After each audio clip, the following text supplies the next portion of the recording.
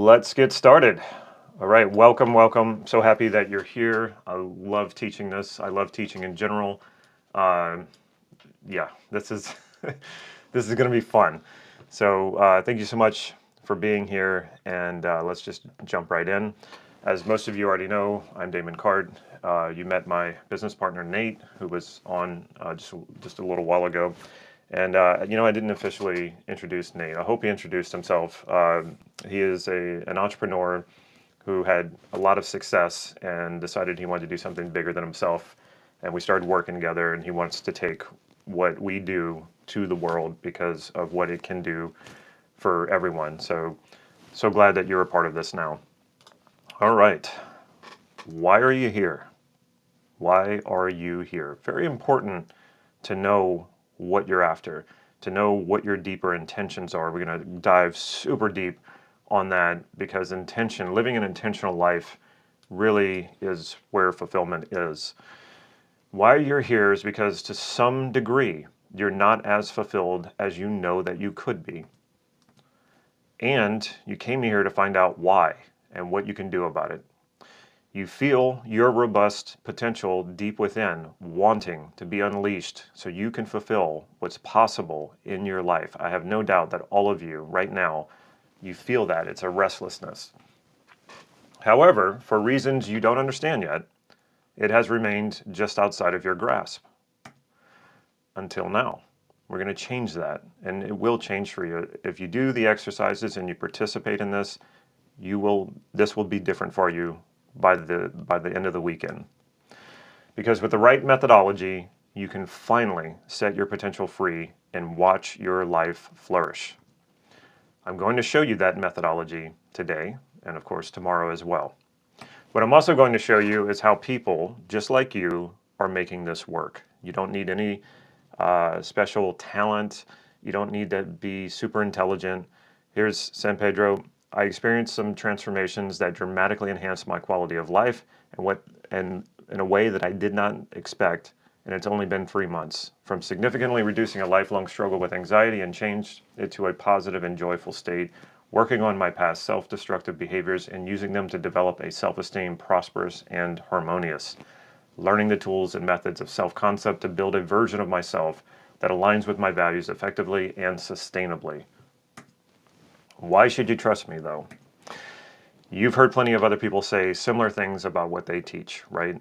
And this was the hard part for me. Once I understood what I understand now and developed what I have developed now, also learned from a great mentor who I'm about to talk about, I was wanting to get this out to the world as fast as possible. I was like, how do I deliver this message? And I was so eager, and I went out there and I started saying it, and I realized I sounded just like everybody else. Everybody's promising these big things, right? So how can I show you that I'm different and that you should absolutely listen to this and implement it? Well, this is the man who created most of what I'm going to give you. And if he didn't create it, it was it's what I put out here. What I'm putting out here is inspired by him, inspired by his work. And basically, I can take credit for implementing it. I can't take credit for the technology. Most of it was either in NLP, Neuro Linguistic Programming, or it was created by Steve Andreas. And I'm just the guy who came along and implemented it, and then learned from that implementation and also learned how to teach it. Steve here says, Damon has a much better understanding of my self-concept model, how my self-concept model works than anyone else I've ever worked with. He has an unusual ability to grasp the depth and details of the methodology, as well as a lot of energy, vitality, and commitment. It is a pleasure to recommend his training. If you know who Steve Andreas is, you know that this is not an easy, he didn't give out compliments easily. And I worked with him during the last few years of his life. I'll talk more about him as we go. Here's another person just like you making this work. Here's Rasmus. The skills I have developed during the time I've been working with the model can be boiled down to a few important things: deep connection with myself and getting great tools to meet a client and move them forward towards the same outcome in a steady, respectful, and very effective way. I'm a huge fan of American literature, especially more recent American literature. Hunter S. Thompson was one of the great journalists, and he wrote a novel called Fear and Loathing in Las Vegas, which was also turned into a movie. He was also a bit of a philosopher. I love this quote by him: "A man who procrastinates in his choosing will inevitably have his choice made for him by circumstance." This is really, really important because most people are not living an intentional life. And it doesn't mean they can't. The values are there, the intentions are there, they're mostly unconscious. But because we don't understand this, we tend to put off making decisions, we put off taking action. And we have this idea in our mind that when we put these things off, that somehow time stops. Now, I know you literally don't think that. If I asked you, does time stop, you would tell me, well, of course not. But we sort of believe it. We convince ourselves that. And we think if I just wait till I have it figured out, wait until I know more, wait until I'm not afraid anymore, then you are letting your circumstances make those choices for you, because that is actually a choice. A choice to wait is a choice to let your circumstances decide for you how your life is going to be lived. It dictates your life. And we want to not do that anymore. We want to live an intentional life, a life based in the connection you have with your deeper values. So anyway, welcome. I'm glad you're here. As you know, I'm Damon Cart. You met my business partner, Nate. And here's the agenda for today. I'm going to talk about how I stumbled upon this transformational technology, how to create a true vision that will guide you even when you're not consciously thinking about it, how to overcome resistance so you never have to worry about losing motivation or succumbing to procrastination ever again, discover what has kept you from fulfilling your potential so that you can change it. I'm also going to show you a pathway to finding your true purpose and true fulfillment. And I'm going to keep reminding you that people are doing this. Here's Lois. Self-concept has truly transformed my life, empowering me with the valuable tools and techniques that have led to significant personal growth. Through this model, I have gained a deeper understanding of my thoughts, emotions, and behaviors, allowing me to notice and transform limiting patterns. So before we move on, would you, well, this was part of our previous slides for recording. You're cool, because we're going to keep this up and you will be able to access this training and come back to it. And I recommend that you do, because this training is dense. There's a lot to it. I do the same exercises that I'm going to show you, and I keep coming back and doing them over and over again. So I recommend that you do that as well. And because we're doing this for the first time like this, it will stay up on YouTube. It will stay up on my channel. You'll be able to come back to it. So this is something that I discovered in myself that I was doing. And it was very unconscious at first. And I started to make it more and more conscious because, I teach Neuro Linguistic Programming. There's a linguistic part of it. There's the words that we speak to ourselves that gives us clues as to how we're perceiving our reality. And I remember so many times in my life where I wanted to achieve something. I always felt very ambitious. So I set a big goal, a big lofty goal, and I went after it. And I fell so far short of it, so far short of it. It was demoralizing, discouraging, but I didn't want to give up. So I started this bargaining. And I don't know who I was bargaining with. You could say the universe, God, or whatever. And I went at this believing that if I achieved what it was that I achieved, this is why it was so important to me, then I would be worthy and deserving. How many of you feel that way? That like, I haven't achieved what I want, but when I do, that's when I'll be worthy. That's when I'll be deserving. That's when I'll be real. A lot of us are operating that way, and a lot of us are operating that way and we don't even realize it. Now it's time to bring this to the surface. So we think things like, if I have blank, then I'll be happy. Just insert whatever, a house, a spouse, a new car, whatever it is, a new job, a new career. And it also could be more experience-based. Like if I am able to travel the world, then I'll be happy. That's actually not a bad thesis, but it doesn't quite work that way. Things like, when I have more money, then I will be able to do the things that I want to do. Then I will be able to travel. Then I will be worthy. So not only is this completely backwards, you will keep bargaining down when you don't get what you want. So back to what I was saying before, had these big lofty goals. I'm real ambitious. I'm going after what I want. I'm falling short left and right. And then I start going, okay, well, all I want is, instead of $1 million, I just want 500,000. Then I'll be happy. Or instead of a two-story house, I'll just take a one-story house. And we start this bargaining down when we don't get what we want. We think if we can ask for less, then somehow, somewhere, some way, it'll be given to us. And you'll try to want less, which will only make you feel smaller and smaller and ensure that you don't get what you want. How many of you have done that, where you bargain with yourself? Or well, maybe it's not with yourself. Maybe it's something out there that you don't even know who you're talking to, but you're saying, okay, if I can just want less, then I'll probably get what I want. So decide right now that you're not going to bargain with your potential or your happiness ever again. That's not negotiable anymore. Decide that right now. It's too important. When we think about what is it we really want, anything that we're after, at the main thing that everyone wants is fulfillment, right? A sense of fulfillment. And we all have different ways of going about it. We need to find our own unique way to find that fulfillment, what aligns with our intentions, what aligns with our values. That is not up for bargain. That's not up for negotiation.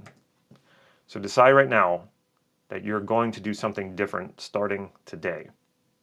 And I guarantee you this will change your life if you commit to this and move in this direction. So who am I? Just a guy who wanted to fix my failing insurance agency and fix my failing marriage. I never thought that I was going to become an NLP teacher or an NLP coach. I never thought that I was going to become a YouTube. I was an insurance agent, and I was just trying to make this work based on the models that I had been handed. What do I mean by models that I had been handed? Well, it's how I grew up, how I saw my parents function. My dad was an insurance agent. When I got married, I started having kids, and I thought, wow, okay, I need to provide for my family. So I decided to open an insurance agency, which didn't work out so well. I also wanted to stop falling into depression. This is me about 14, 15 years ago. And I know most of you are looking at the cute little girl sitting next to me. That is my daughter. She was about two-ish years old. And that is me at the beginning stages of having my insurance agency. And that book on my lap is actually a book on how to grow my insurance agency. And I'm forcing a smile as best that I can, but you can obviously see I'm not happy. I'm actually quite depressed, and I'm underweight. I was having trouble eating because I was so nervous and anxious all the time. Now, part of my journey is this man, Steve Andreas, bringing him back in, because he will be an important player in all of this, and I would love it if he becomes an important player in your life too. And by the end of this weekend, you'll know what I mean. He did pass away in 2018. And like I said, I attribute most of everything that I'm teaching you to him, so I give him all of the credit. This picture was a few months before he passed away. We knew he was passing away. He knew he didn't have much time left, and so I asked him if I could come up and visit him, and then we also did this video. I believe it's his last interview he ever did. It's still on my YouTube channel, and the man was just so full of wisdom. The fact that he entered my life and became part of my journey to fulfillment is one of the greatest blessings. I like to say I hit the jackpot. This was one of the if you hit the lottery, this is more valuable, him coming into my life and mentoring me, than winning any lottery. Also, now these days, as you might know, because we're on YouTube right now, I created a YouTube channel, and just as of recently, as of yesterday, I have come to 100,000 subscribers, which humbles me, and I have extraordinary gratitude for this. It took me 9 years to do it, and I didn't know what I was doing whenever I picked up a camera and just started saying, okay, I want to talk about this. I want to share NLP. I want to share my journey with people. I want to help people as much as I can. And I started shooting a video every single day. And there is no way that I could have done this without NLP, without Neuro Linguistic Programming, without the work that I did on myself, without the work that I'm going to share with you. And people don't believe me when I say this, but I am actually an introvert. Yes, I can do extroverted activities, but I am still an introvert. And I never thought that I would be in public and doing this. I was always too shy. But if you do the work and you have something important and you have an intention to fulfill, you will be amazed at the things that you can do that you never thought were possible. I also get to have some interesting experiences meeting other content creators, especially personal development content creators. This is Maria Menounos, who is a reporter, an actress for E! I think she still does some of the stuff. She was a host for Today and Access Hollywood. She has an interesting story. She suddenly had a brain tumor, and it made her get real with what she wanted in her life. And things get really real when you're staring down the possibility of death. She had this amazing career. She's stunningly beautiful, and suddenly she grinds it all to a halt to get better. She had surgery, had the brain tumor removed, and she decided to go her own personal development journey and started her YouTube channel. She's good friends with, it's interesting, she's good friends with both Howard Stern and Tony Robbins. And she's had Tony Robbins on her channel. And one day I get somebody reaching out to me, her publicist, and said, "Hey, are you interested in coming on her show?" And I was like, I don't have no idea who she is. What do you want me to do? And they're like, well, she's a big fan of Tony Robbins. She's a big fan of NLP. She doesn't know too much about it. So instead of having Tony Robbins back on, they want a non-Tony Robbins NLP guy. And so they brought me on, and it was great. And then I had her on my channel for an interview. She's really a very amazing woman. Check out her channel. You might also know Nas from Nas Daily. He's prolific in creating lots of content. And that 40% that you see on his shirt, that means how much life he's already lived. And he likes a reminder of himself of how much life he has left so he can make the most of it. And then Leon Hendricks, got to meet him. He's also another personal development / entertainment YouTube channel. And if you don't know who Ryan Trahan is, your kids probably do. He's the penny guy. I got to meet him at a YouTube conference. He gave a talk. I think he was 23 or 24 at the time. He gave a talk, and I'm just watching this, and my mind is blown. And a young man of that age should not be having that much wisdom. That's a joke. It's not about how much he should have, but it's amazing how much wisdom he had to offer. And I was like, I gotta meet this guy. My life is also filled with a lot of travel with this young woman you see with me. This is my wife. She wasn't my wife during this time. We got separated by COVID, and I think it was 2019. And she's from a different country, and she was planning on following. We were traveling in Europe, and I came back home, and she was going to follow 3 weeks later. But then the pandemic hit and grounded all flights, and we didn't know what to do. And we were separated for a long time. She couldn't get back into the U.S., and I couldn't get into Romania. There was one solution to it, though, to get married. So we had to go to Istanbul, Turkey, because they would let us in at the time. Most countries were locked down, and they would marry foreigners. And so when we got there, it's a long story. I've vlogged it. It's on my channel if you want to watch the longer version. When the Turkish government found out that they had an American and a Romanian coming to their country to get married because we couldn't enter each other's countries, they were looking for uplifting stories, and in the Turkish culture, they're way into love stories. I didn't know this before we got there. And so the national media of Turkey, including CNN Turkey, decided to broadcast our story, our wedding live in Istanbul, Turkey. It was a mind-blowing experience, quite serendipitous. So now my life is traveling the world with my wife. We created this business with my business partner, Nate. And over the pandemic, we were concerned because we were just getting started right at the beginning of the pandemic. And like everyone else, we were wondering what was going to happen. The world was seeming to turn upside down. Is this business ever going to get off the ground? And actually, we grew. It turned out that a lot of people were looking to develop themselves during that time where everyone was having to stay at home, and our business thrived. And so I went from this about 14 years ago to this more accurately. If you're wondering if that little girl On the left is the blonde, and on the right, you would be correct. That is my daughter, all grown up now, and that, who she's holding, that is indeed Bagels the cat. I know everybody knows who Bagels the cat is, right? I'm just joking. That is actually the woman who has a channel, or some, I don't know what platform she's on, and she has Bagels the cat, and those are sunglasses that he's wearing. I don't know how well you can see that. And it turns out this cat was born with no eyelids. So someone developed these glasses to keep the dust out of Bagel's eyes. And because he has an interesting story, this woman was able to make content off of that. It was an interesting thing. We were at a YouTube conference here. So real quick, I want you to hear from someone, like I keep mentioning, people who are just like you, who are making this work. You don't need any special talents. Here is Peter. The first session, he elicited my goals and my values. And then the second session, he did a transformation for me.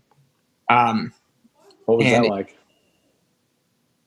It was proof positive that rapid change is possible. Yeah. So my highest value at the time was freedom. And we mapped that to authenticity.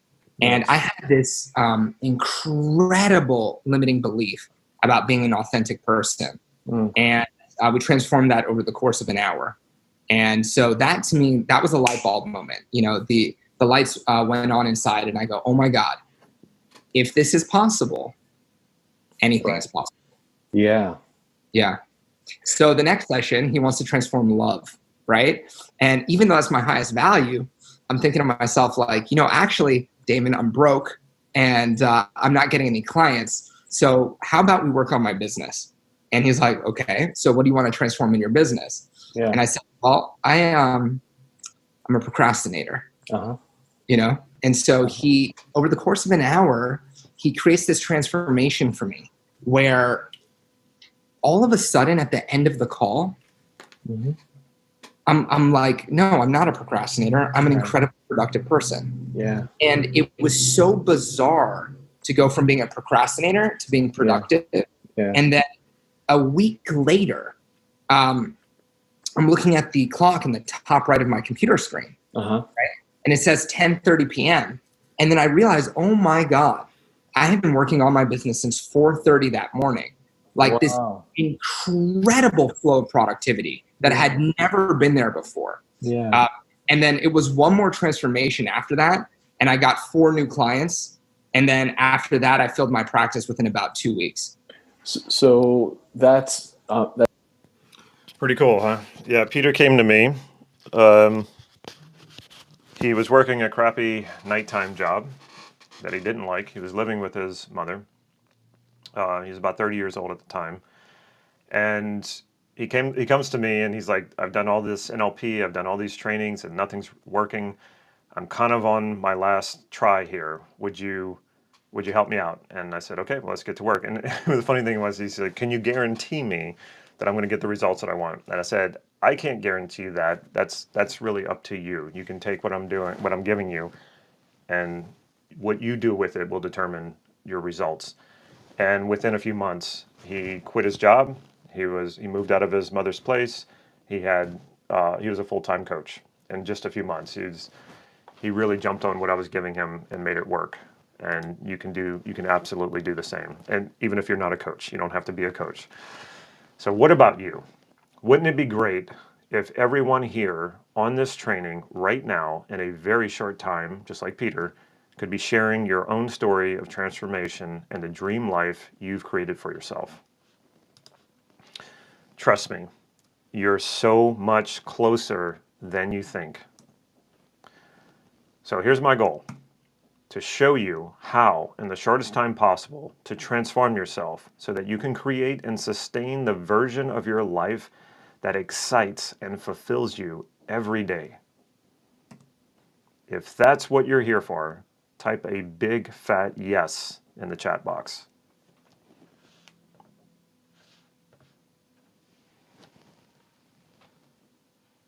I know there's a little bit of a delay, but there we go. Awesome. Excellent. Okay, good. I can't see you, So it's wonderful to see when you're commenting, and I do see that a lot of people are commenting. So that's the feedback I'm going off of, and your feedback helps me do even better. So thank you not only for being here, but for the feedback. All right. This is a two-way street. I'm going to bring my best in this short time that we have together, today and tomorrow. What I need from you, though, is a commitment that you're going to bring your best. Yes? Everybody all in? That's the way this works. Awesome. Okay. Nothing is more frustrating to me. Nothing stings worse than someone encountering a life-changing idea and letting it go to waste. So as we go through this together, all I ask is that you see yourself doing what I show you, to make it yours, to see the future show up right now in the present. Because as my mentor Steve Andreas used to say, what your mind attends to becomes real to you. Deal?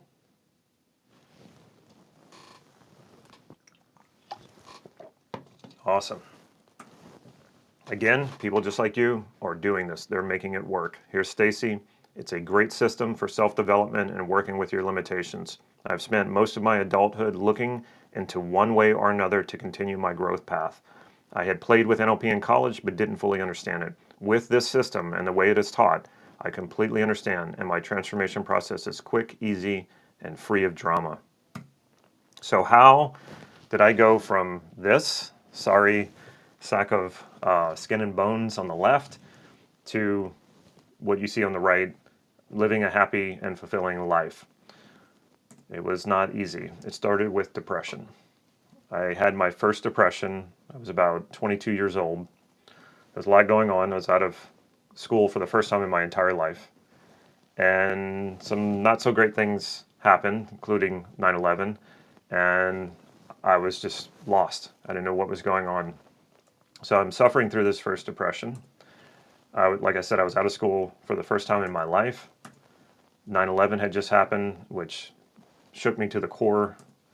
And I got arrested for something stupid. People say, well, what did you get arrested for? I'm not going to go into it here. If you see me at an airport or at a conference or something like that and you want to know the story, ask me and I'll tell you. I had no health insurance at the time. I know for people who don't live in the US, that seems crazy, and I agree with you. So I didn't know what to do, but I remembered that I had a professor in college, and this is like the first year out, I was out of college. And the reason why I had gone to that professor's class, the reason why I had taken his class, is because there was a rumor that he would teach us how to hypnotize each other. There was a rumor that he also knew this thing called NLP, which was really kind of strange, but very effective. The class was called The Philosophy of Psychology, and the professor's name was Donald Hank. And I'd heard a lot about him, and I wanted to take this class, so I took this class, and he was amazing. He knew all these different therapies, including Gestalt therapy and transactional analysis, and he walked us through every one, and he did have us hypnotize each other. So I got to experience hypnosis for the first time, and every time he would ask for a volunteer, I'd raise my hand because I just found all of this so fascinating. And at the very end of the class, he's like, okay, if you want to know how to bring this all together, it's this thing called Neuro Linguistic Programming. And I still didn't understand it, but I was fascinated by it. So graduate college, I fall into this depression. I don't have health insurance. I don't have access to a therapist. And I don't even have the money to afford one if I did have a therapist. But I remembered my professor, and I thought, he could probably help me. So I called him up, and I said, hey, I'm in a bad way. I need help. Would you help me out? He has me come into his office, and he says, I don't need your money, but I don't believe in a free service. So every time you come, you either donate your time or some money to charity. Deal? I said, yeah, let's do it. He says, come back next week. And I came back next week, and this is actually a picture of my professor and I. No, I'm joking. If you've ever seen the movie Good Will Hunting, wonderful, wonderful movie. That is a picture of me when I was 17 that I pasted over Matt Damon's face. So I come into his office the second time for the next week, and he sits me down, and within 1 session, it only took an hour, a one-hour session, I walked out and I had no depression. It just seemed unreal. I even, as I walked out of his office and I was walking back to my car, I had to sit down on a bench and just go, wait, did that just happen? Like, how did I go from months and months, like 6 to 9 months of depression to I'm okay now and I'm actually kind of happy and I'm relieved and I'm reconnected with, reality in the world. And I just thought to myself, I've got to learn this someday. I was too busy focusing on becoming a filmmaker at the time, but I knew that somewhere along the line I was going to encounter NLP again. All right. So 10 years later, I fall into my second depression. Had nothing to do with the first depression. It was just over time. I got wounded enough times, I guess, and I fell into another depression. So after getting married, having kids, and giving up my dream of becoming a filmmaker, I felt absolutely lost. But I knew I wanted to be my own boss, and I knew I wanted to position myself to make as much money as I wanted rather than belong to a corporation that dictated my salary. So I did what anyone in my position would do. I decided to go into the glamorous profession of insurance, of course. Why did I go into insurance? I think I mentioned it already. My father was an insurance agent, still is to this day, and he provided a great life for my family. So I thought, I want to provide a great life for my family, and I want to buy my freedom. So I'm going to become an insurance agent. Well, I didn't like insurance. It just seemed, the reason I did this is because I saw the freedom that my father had, and I thought, I want that freedom. But I was anything but free. If any of you are business owners, in the first few years of opening a business, you work longer and harder than you ever have in your life. And this was no exception here. Unsurprisingly, it did not go well. Everything went wrong. I was not growing the business. I was bleeding money. I was going into deeper debt. If you can notice here, I'm several pounds overweight. I'm pushing a smile here, but I'm not happy. This is me forcing another smile. So this was me, and this is where it landed me, opening an insurance agency. And it took me an entire year to come out of this depression with traditional therapy. At this time, I'm living more than halfway across the country, so I'm not anywhere near my professor who helped me out, and he was retired at the time anyway. So I go through traditional therapy, and I'm not knocking like traditional therapy. There are some really good therapies out there, and there's some really good therapists out there. But it was amazing to me that in one session, I came out of that depression with my professor using NLP. And then with very traditional therapy, it took an entire year.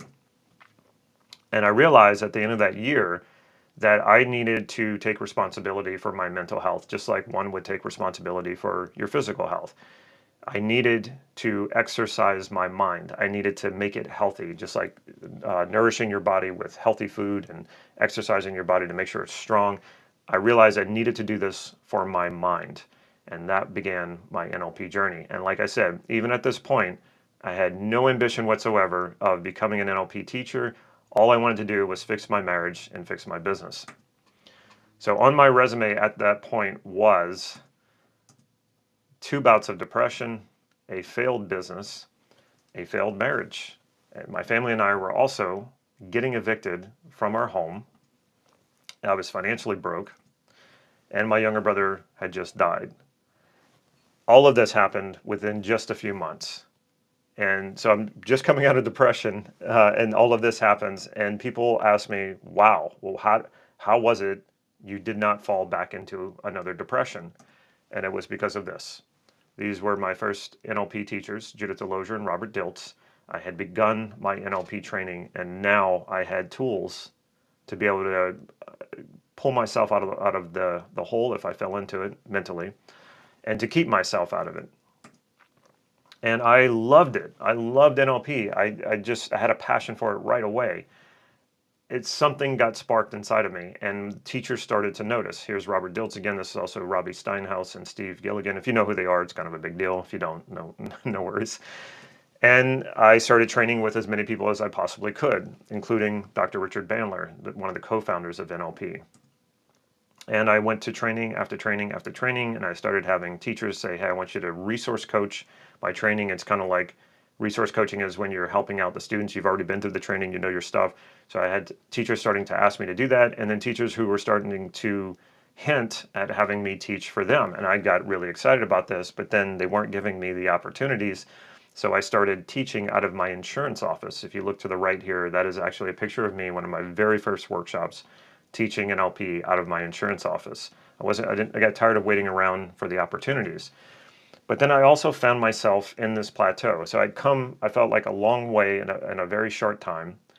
I was now free of depression, and seemed to be moving forward in my life. And by this time I knew I wanted to be an NLP teacher. I just didn't want to stop talking about NLP. I wanted to share it with as many people as possible, but I hit a plateau and I couldn't figure this out. So I kept applying more and more NLP. I kept using all the processes and everything, and nothing seemed to be working. And suddenly, out of nowhere, this guy popped into my life, Steve Andreas.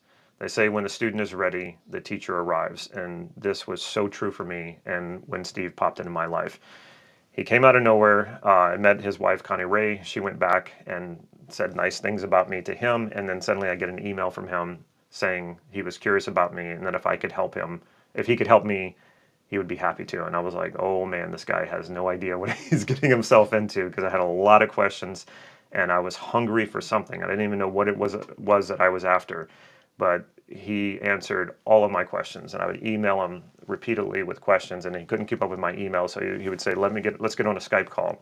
So we'd get on a call, and I would hold him for hours just asking him more and more questions. And he's like in his late 70s at this time. And he'd finally go, okay, Damon, I really appreciate your questions, but it's been 2 hours. I got to go. I'm hungry. I'm like, oh, okay, I'm sorry. We kept this up for quite some time. And I couldn't believe how much I was breaking through these barriers. I was breaking through these plateaus just by having these discussions with him and understanding NLP for the first time in a way that I'd never understood before. So let's talk about, I've talked about how this worked for me and why this worked for me and how powerful it was for me. Let's talk about why this won't work for you.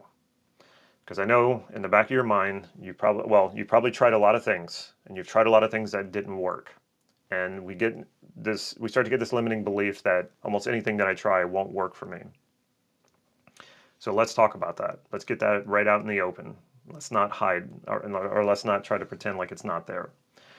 So if everything I will show you will work for you, if you follow this process, why doesn't it work for some people?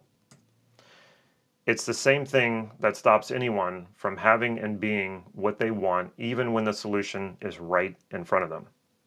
I'm sure you've witnessed this in other people, for sure. It's easier to see it in other people than yourself. It takes more than just great ideas, which I will give you plenty of, to transform your life.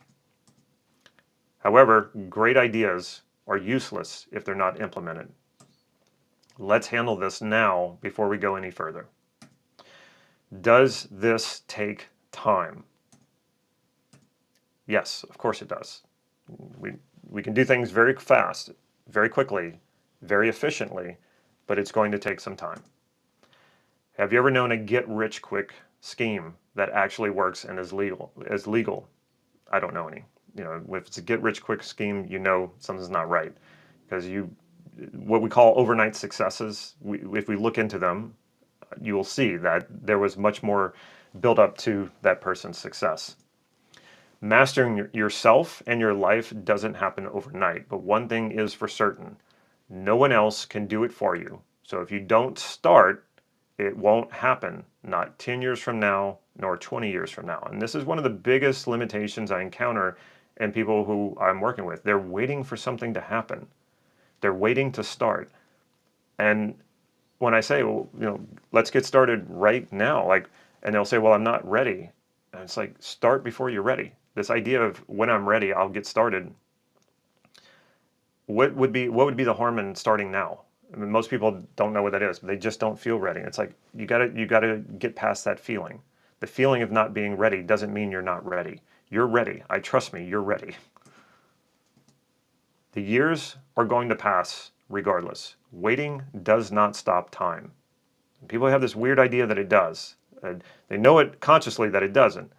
But they have this idea of, well, if I just wait until I'm ready, then I'll go for it. but that time never comes.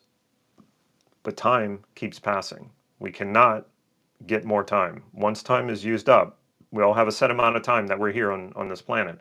Once that time gets used up, you cannot recreate it.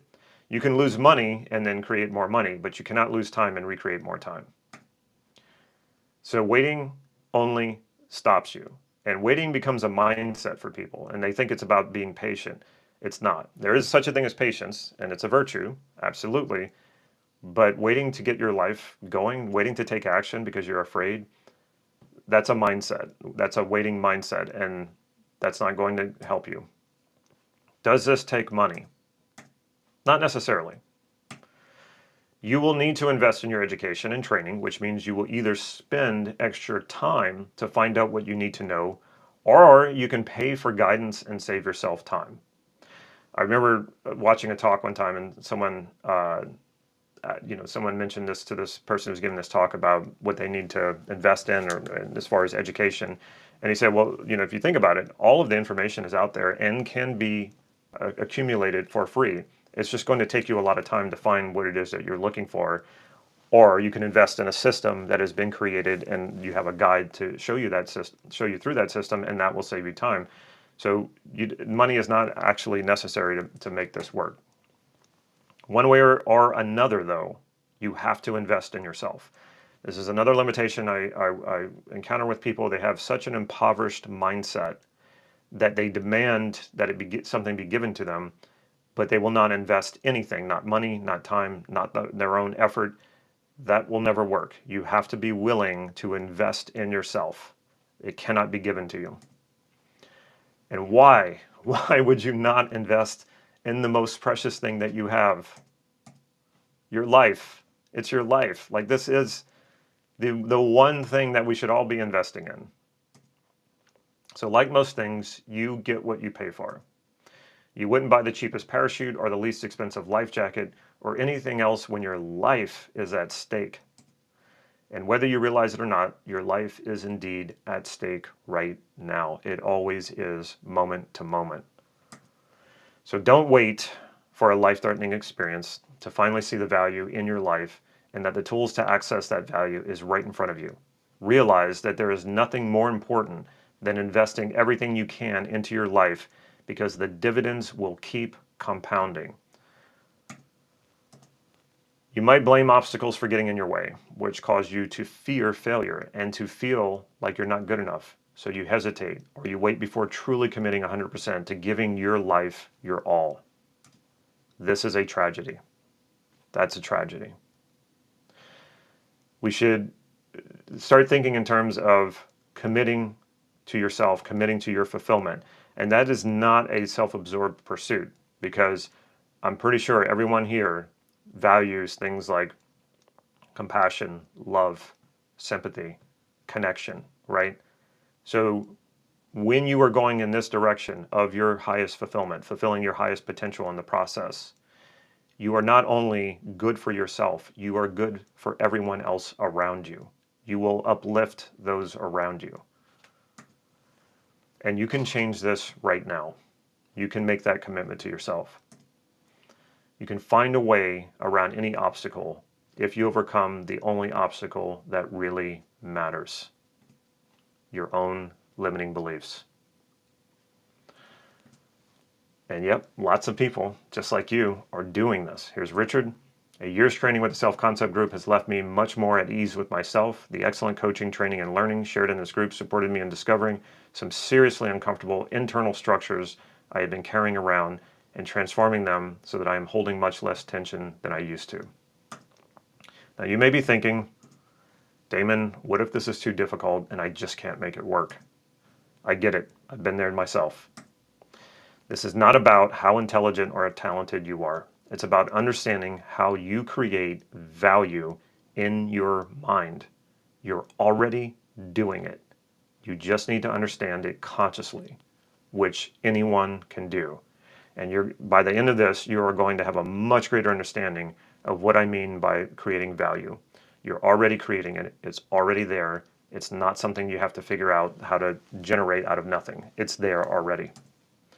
So you may be thinking, but Damon, I've tried everything and nothing works. You haven't tried this, and in that case, you have nothing to lose. The most underestimated and overlooked tool when it comes to creating the life you want is commitment. This is such a powerful thing. Now, we can say I commit, right? We can use that word, but are you really? Are you really committed? I find so often when I'm working with people that they're still holding back. And I want to just ask them, like, what are you holding back on? This is you and this is your life. Now, I know actually what it is. We'll get into that a little bit more later. I know what it is. I've been there, I've worked through it, and I've worked through it with many, many clients. But I want you to think about that. Are you holding anything back right now from really going forward in your life, giving 100% commitment to the full investment of your fulfillment, of going after what it is that you want? It's not about making big accomplishments. And a lot of people get really afraid of that because they failed before, right? And that disappointment of failure can be so difficult that we never want to go after our goals ever again, because that disappointment is so painful. This goes beyond that. This is about commitment. No matter what, you're going to persist. What else are you going to do? You're alive and you're going to live out the rest of your life. What do you want to do with that? First, start by committing to your highest fulfillment. And how you're going to get there is by fulfilling your potential. How do you know what your potential is? We're going to find out. It's based in what you truly value. So when my mentor was dying, I made a commitment to him. Here were my commitments that I made. And it wasn't to appease his ego. Yes, it was in gratitude for what he had done for me. But it was more than that. It was about delivering this to as many people as possible, getting it to as many people as possible, because there's so many people who can use this and absolutely transform their lives. So my commitment when Steve was passing on was to fulfill the promise. Well, my commitment was to fulfill the promise to my mentor before he passed away. Okay, sorry about that. My commitment and promise was to share the technology of transformation with as many people as I possibly can, to teach how self-concept works in order to strengthen your self-concept and change it when you want to, so that you can live a more successful and satisfying life. To help people rapidly make their self-concept stronger, more resilient, and more aligned with your values and goals. To help people avoid the unpleasant pitfalls and consequences of a poor self-concept. To help people continually improve your life as you respond to unfolding events. Now you notice I have some of these parts in quotes. The reason why they're in quotes is they're Steve's exact words, where he was saying this is what his objective was and what he was creating. I picked them up and I took them on and I told Steve, you've passed the torch and I'm going to take this. This is my journey. This is my purpose. This is what I'm going to do from this point on. Your work will live on. Does that sound good?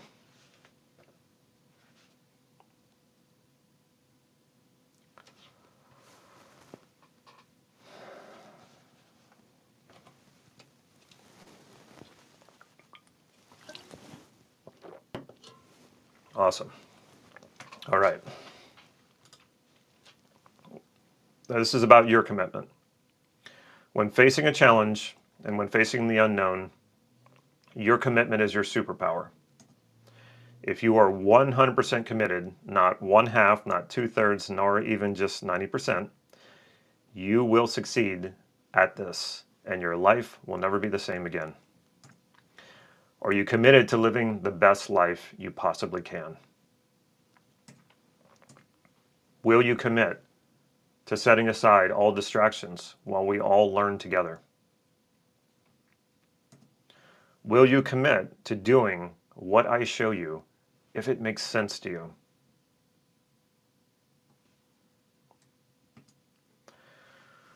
So, a little bit of housekeeping before we really dive in. This training is for you if you're committed to creating the life you want to live. It's for you if you're willing to change, to even transform in order to create that life.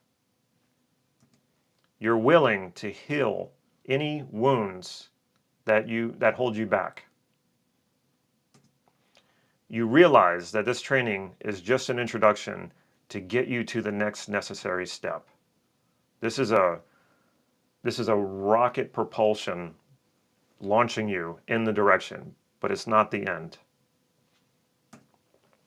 This training is not for you if you're committed to clinging to resentments and blame. That will stop you in your tracks every time. And I know it's hard because when we have resentments, they may be very well justified, right? We may be angry at someone, we may blame someone, and we may be able to launch an incredible, decisive argument that they are in fact to blame. I get it. Carrying that resentment around is just carrying around poison. This training is not for you if you're unwilling to approach this material with an open mind. We've got to open our minds.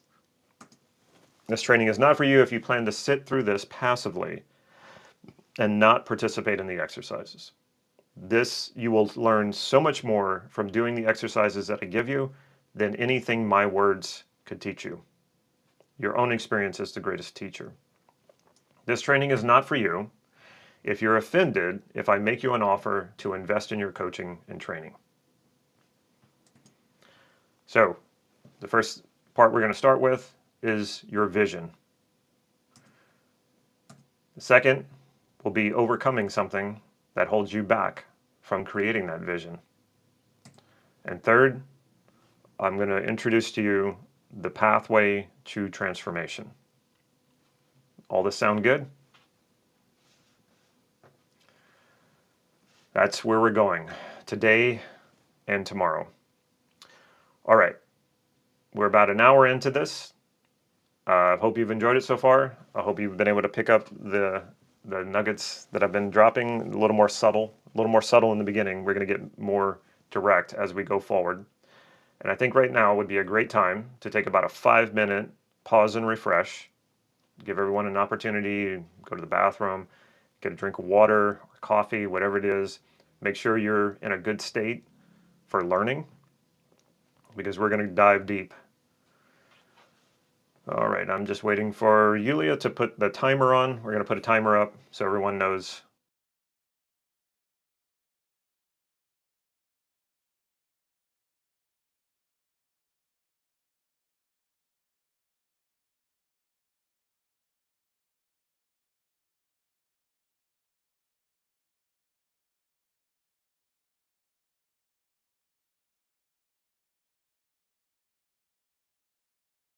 It changed everything else after that.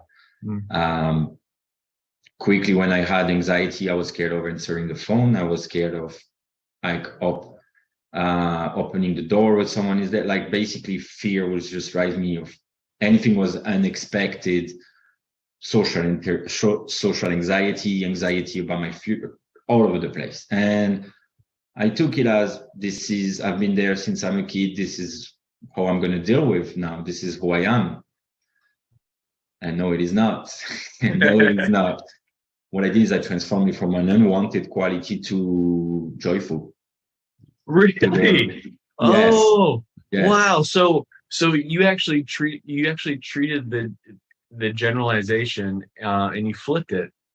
That's so cool. Yeah, that's the way. This is a huge one too. Like I remember I was working with one of the students that was facilitating me at the time, that helped me a lot along the process, who was practicing, and he was there every week. We worked together, we still work together, and he helped me with so many different qualities. This one was huge because like when you learn about unwanted quality in the method, then okay, when you apply it on yourself, this is when you really learn and how you really see how powerful it is. Yeah. And when it's unwanted, you treat it as a quality, negative quality that you believe you are. Okay, what do you want instead? Well, so joyful came to my head, and I started to work on it with him.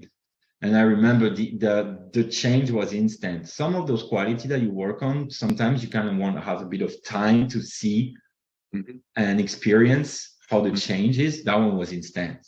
And to those students who, unfortunately, anxiety is very a lot of people experience it to a point where it's overwhelming. For me, transforming an unwanted quality was the way to go. Deal with a little bit of part integration too. Some parts don't know what's going on, so you need to make sure they come with you. And yeah, that has been a huge change. That helped me find a lot of, again, clarity in some of the things that I could be doing. I kept 10% of the anxiety because it's important to be, and that's not even anxiety, it's like alertness. So I stay, you kind of want to have that little bit of alertness that, keep you focused when you need to, but it's not stopping me from doing anything like it used to be. It's the good side of it than the whole rest. I am not an anxious person anymore. I am very much more confident, much more relaxed in social interaction. This is totally different from That's cool. So how did you, was it the parts work that when you decided what to keep and what not to keep? You mentioned you keep a little bit of alertness. How did you come to that conclusion? With the advice of Ismail, who told me that, I remember his sentence. He said, like, you want to keep a little bit of it, like you don't want to be crossing the road with your head up. And that makes a lot of sense. And it's because he said, like, it's like there's I don't know how he framed it. He probably did that way better than I'm going to say it right now, but like, it's that has a positive intention at the start of it. It's like it's a part of you that wants something good for you. You always want to keep the positive side of it, and whatever you don't want, you transform it. I'm not exactly sure how he framed it, but that made a lot of sense. Like you want to make sure that you keep the good and change what you don't want about it, so you can just enhance it. And that's why when I say 10%, it's just I kept alertness. It's not even anxiety. Does that answer the question? Yeah, it does. You kept the aspect that is purely the positive intent. Yes, that's exactly it. Yeah. Right. And to have that choice to do that is just, man, it gives me goosebumps just thinking about it.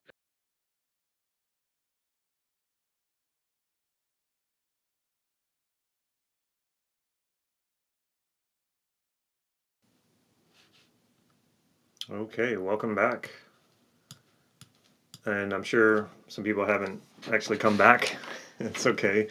While we're going to give it a few more minutes, there in the description, right below the screen that you're seeing with me on it, right below this, there is a link for a PDF. And that's the link. What that PDF is basically the framework that we're going to be using for this first module for vision. Okay. So instead of wondering, like sometimes when I'm moving through the slides and you're like, oh, can you bring that slide back? And we want to make sure that we don't have that problem so that I can move through it at a regular pace. That PDF will show you what you need to know. So in case I'm moving a little too fast for you, that PDF will keep you in line. So go ahead and download that PDF. Like I said, it's in the description right below the screen that you're seeing. And that way you won't be lost. You'll have everything you need. So what is the importance of having a vision? I had been hearing this most of my life, most of my adult life, whether it was personal development or business development. I kept hearing this thing about having a vision, but nobody seemed to be able to explain it really well, how to create a vision. I knew it was important, but important for what and how? What do we use it for? How do we create it? If you don't have a vision for what you want in your life or what you want your life to be like, you're leaving it up to chance that you might haphazardly and accidentally stumble across it. I don't know about you, but I'm not willing to leave my life's fulfillment up to chance. How many of you actually have a vision for your life, or at least a vision for a particular context in your life? How well is it working? Most of us are functioning from a I will believe it when I see it mentality. And that's not altogether a bad thing. For certain things, this is a good thing, right? But maybe not for all things. And that's why most people are not fulfilling their potential. Now, I don't know if Wayne Dyer was the first to say it, but I heard him say it. I actually got to see Wayne Dyer give a talk in LA a few years before he passed, and it was extraordinary. Really interesting person, and had beautiful words to explain how the process of developing yourself. And he said, I will see it when I believe it. So a vision is about showing you the way, the direction, and then you believe it. You believe you can. You believe you will, because you will. And then it becomes a lot easier to see. And when we can see, this takes a lot of fear out of the unknown. If you can't see where you're going, you're likely not going to take a step out into the darkness. You won't take risk. You will stick to only what you know, and you will not grow. However, if you know what your core values are, and you've created a vision based on them, your vision will light the way even in the darkest of times. Imagine always having a lighted pathway showing you the right direction, especially when times are tough and confusing. When people reach that point where they're confused, they're afraid, or they just don't know where to go, what's in front of them, they don't do anything. You want to hardwire yourself to know that that's the time, that's the most crucial time to move forward. That's the most crucial time to keep going. How you do that is a vision, which lights the way. A vision based on your values will always point you in the right direction, your direction. This is another problem I think people get confused with. It's happened to me many times. Listening to other people, taking advice from other people about what I should do with my life. When I'm confused, or I'm scared, or I just don't know what I need to know, it's so easy to become susceptible with what other people think you should do. And that will often derail you. Now, there's lots of good advice out there. There's lots of well-meaning people out there. It's not the easiest thing to find a good friend or a mentor who will tell you will help guide you toward your best interests. People are very quick to tell you what they think is important and what you should do based on what they think their life would be good for their life. What's funny is oftentimes they're not even doing it, but they will tell you all about what you should be doing. Be careful the advice you take, especially when you're in that susceptible place. And it will happen even when you don't realize it.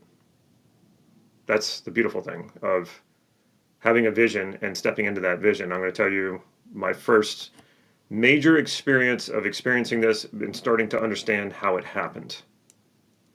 So I had a vision that came about from a question a friend of mine asked. I mentioned having friends who will help give you advice or feedback that will help move you in the direction for you, not for other people. And he's one of those friends of mine. And several years ago, I was doing a lot of this work. It was before I was doing it on the level that I'm doing it now. I still had my insurance agency. I was trying to build this business up enough so I could leave that insurance agency, but at this time, I was still tied down by it. And my friend asked me, he said, Damon, if you had unlimited wealth, what would you do? What would you do? How would you live your life? He knew that I would not continue being an insurance agent.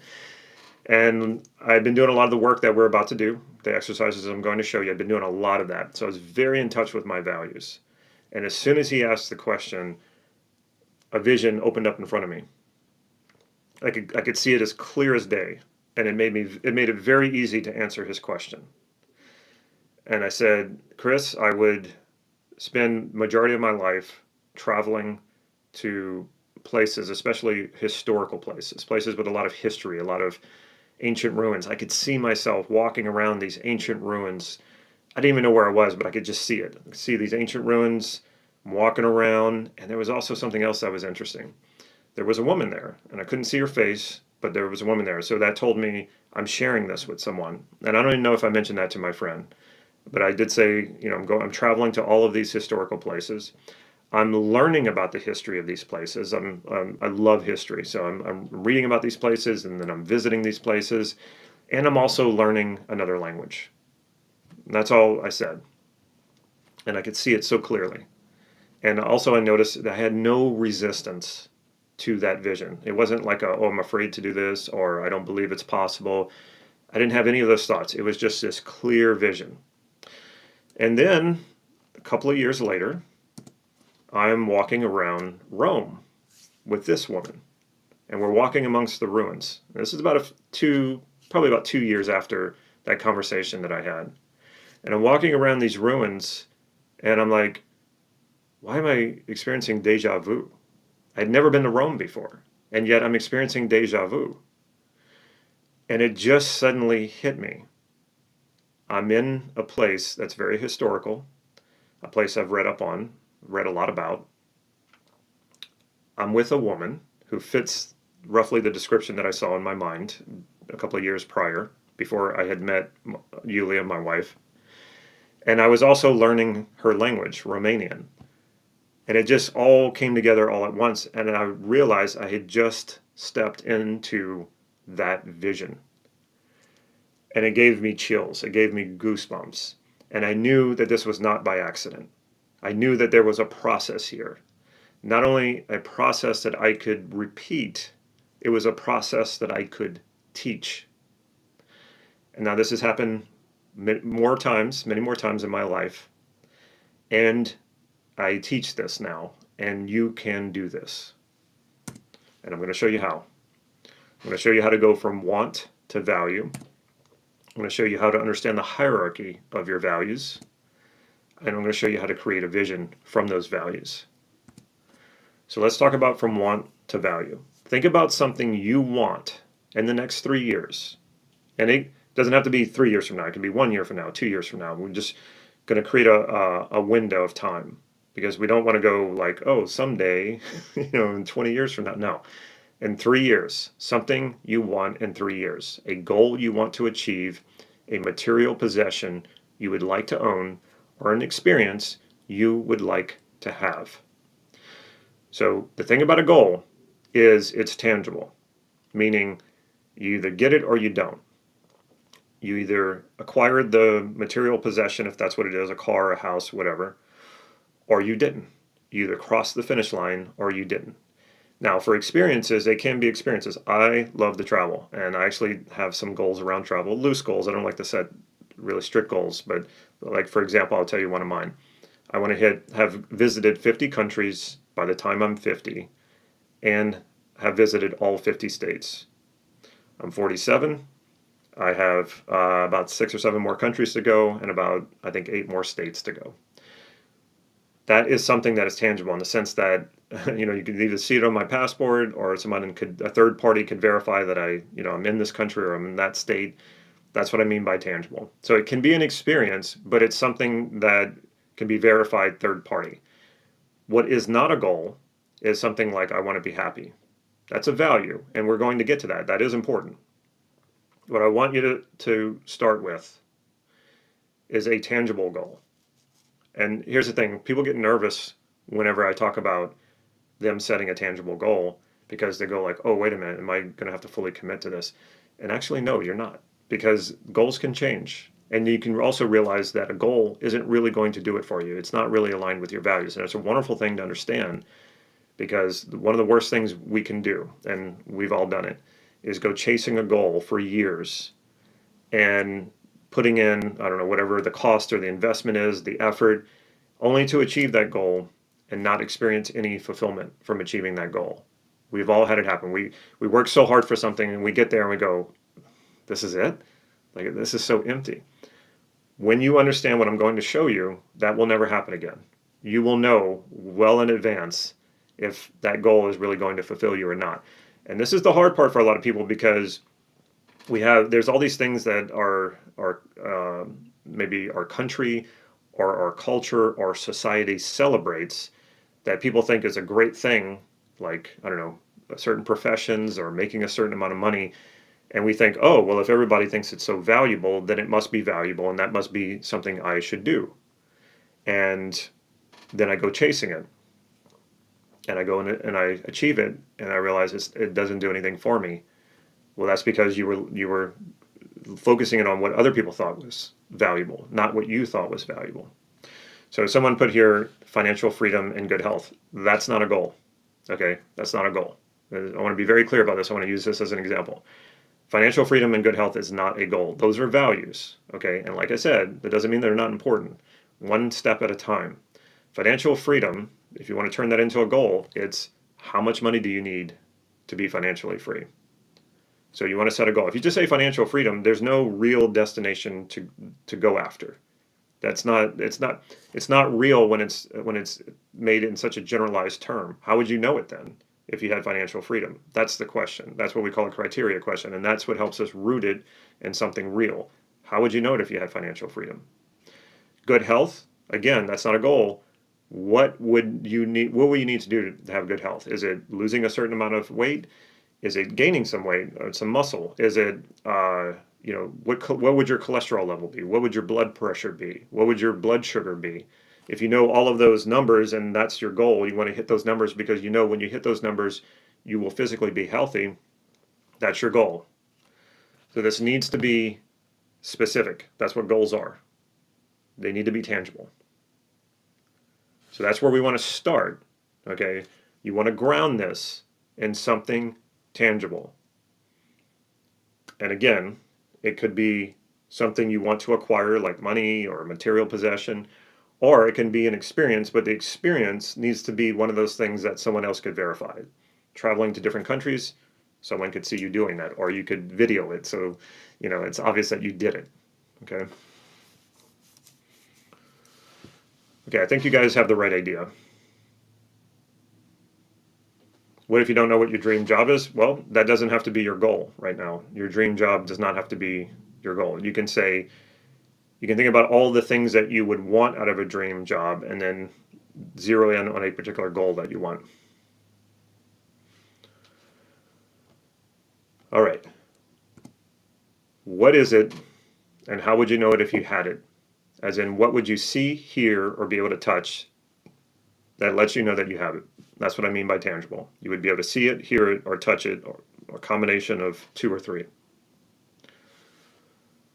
This is really important because a lot of times people just have these like general wants. And it's really hard to build a plan to move toward that if it's just a sort of nebulous general want for something. Okay. And we're going to approach this from both angles, the tangible and the more generalized. Another way to think about it is, how could a third party verify that you got what you wanted? Somebody says, well, I just want to be healthier. Well, I don't know that for sure. There are people who, have muscles and they're thin or whatever. That doesn't mean they're healthy. Bodybuilding, the profession, is not healthy. We used to look at them and go, oh, wow, look how healthy they are. And they have these big muscles, but then you come to find out some of these people drop dead on stage because it's not healthy.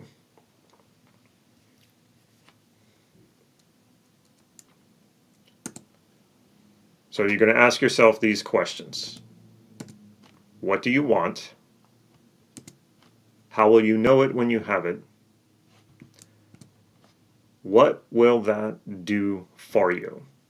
This is where we start to get into the values, but we need to be grounded in something tangible. Okay, so make sure you have that tangible goal, and then you ask, what will that do for me? And another way to ask the same question, what's important to me about that? So these two questions, what will that do for you? What's important to you about that? And every time you get a new answer, you reapply the question. What will it do for you? What's important to you about that? What you want must be stated in the positive, meaning what you want versus what you don't want. This is a common thing that I encounter with people. I say to them, this is the way that all my coaching sessions begin. I say to the client, what do you want? And a lot of times they'll tell me what they don't want. Well, I don't want to be stuck at this job any longer. Okay, I understand. That's what you want. What do you want instead? And I've actually had entire sessions going through this where the person just kept telling me what they don't want, what they don't want, what they don't want. Well, if you have that much clarity about what you don't want, What do you think is happening to you? That is the problem. You're so focused on what you don't want, so clear about it, your unconscious doesn't know the difference. It just knows where the clarity is. Your unconscious is hardwired to move you toward clarity and away from confusion and chaos. So if you're so focused on what it is you don't want, what do you think's happening? Your unconscious keeps taking you there because that's where it believes comfort and stability is, but it's not what you want. So we turn our attention to what is it that I want. It must be stated in the positive. I want, not something that's negated, the positive. What is it, and what is that tangible? So you could say, I want $1 million. What will $1 million do for you? It will give me security. And what's important about security? It will give me peace. And what will peace do for me? It will give me happiness. And what's important about happiness? Well, it makes me feel joy. What's great about joy? Or what is important to you about joy? I know that I'm doing what I'm passionate about. Okay, I'm just kind of rattling off. That's where we're taking this. So what is a value? You might be wondering, hey, I'm not too clear on this whole value thing. According to my mentor, Steve Andreas, a value is a generalization about an experience that is important to you. So if you value happiness, and most of us do, you have had these happy experiences throughout your life that you would call happy. And if that's important to you, and for most of us it is, then happiness is a value because you make a generalization about all of those experiences of being happy, that this is something that is important to me. I want more of these experiences. I value happiness. Examples of values are words like peace, love, joy, freedom, passion, fun, creativity, growth, humor, playfulness, happiness, authenticity, kindness, love, empowerment. Okay? Now, do not copy these values as you're going through these questions. This is a values elicitation. You are drawing the values out of yourself. If you just copy what I put here, because a lot of people say, can you just give me a bunch of values and I'll just pick them off the list? No. If you do that, you are completely missing the point of this. This is drawing this out of you. This elicitation is the important part. This is not, give me the answers on the test so I can pass it. If you do that, you are selling yourself short. Do not do that. Do the work on this. Okay? These are just examples. I want you to understand what I mean by value. A value. Okay? I'll give you an example of this.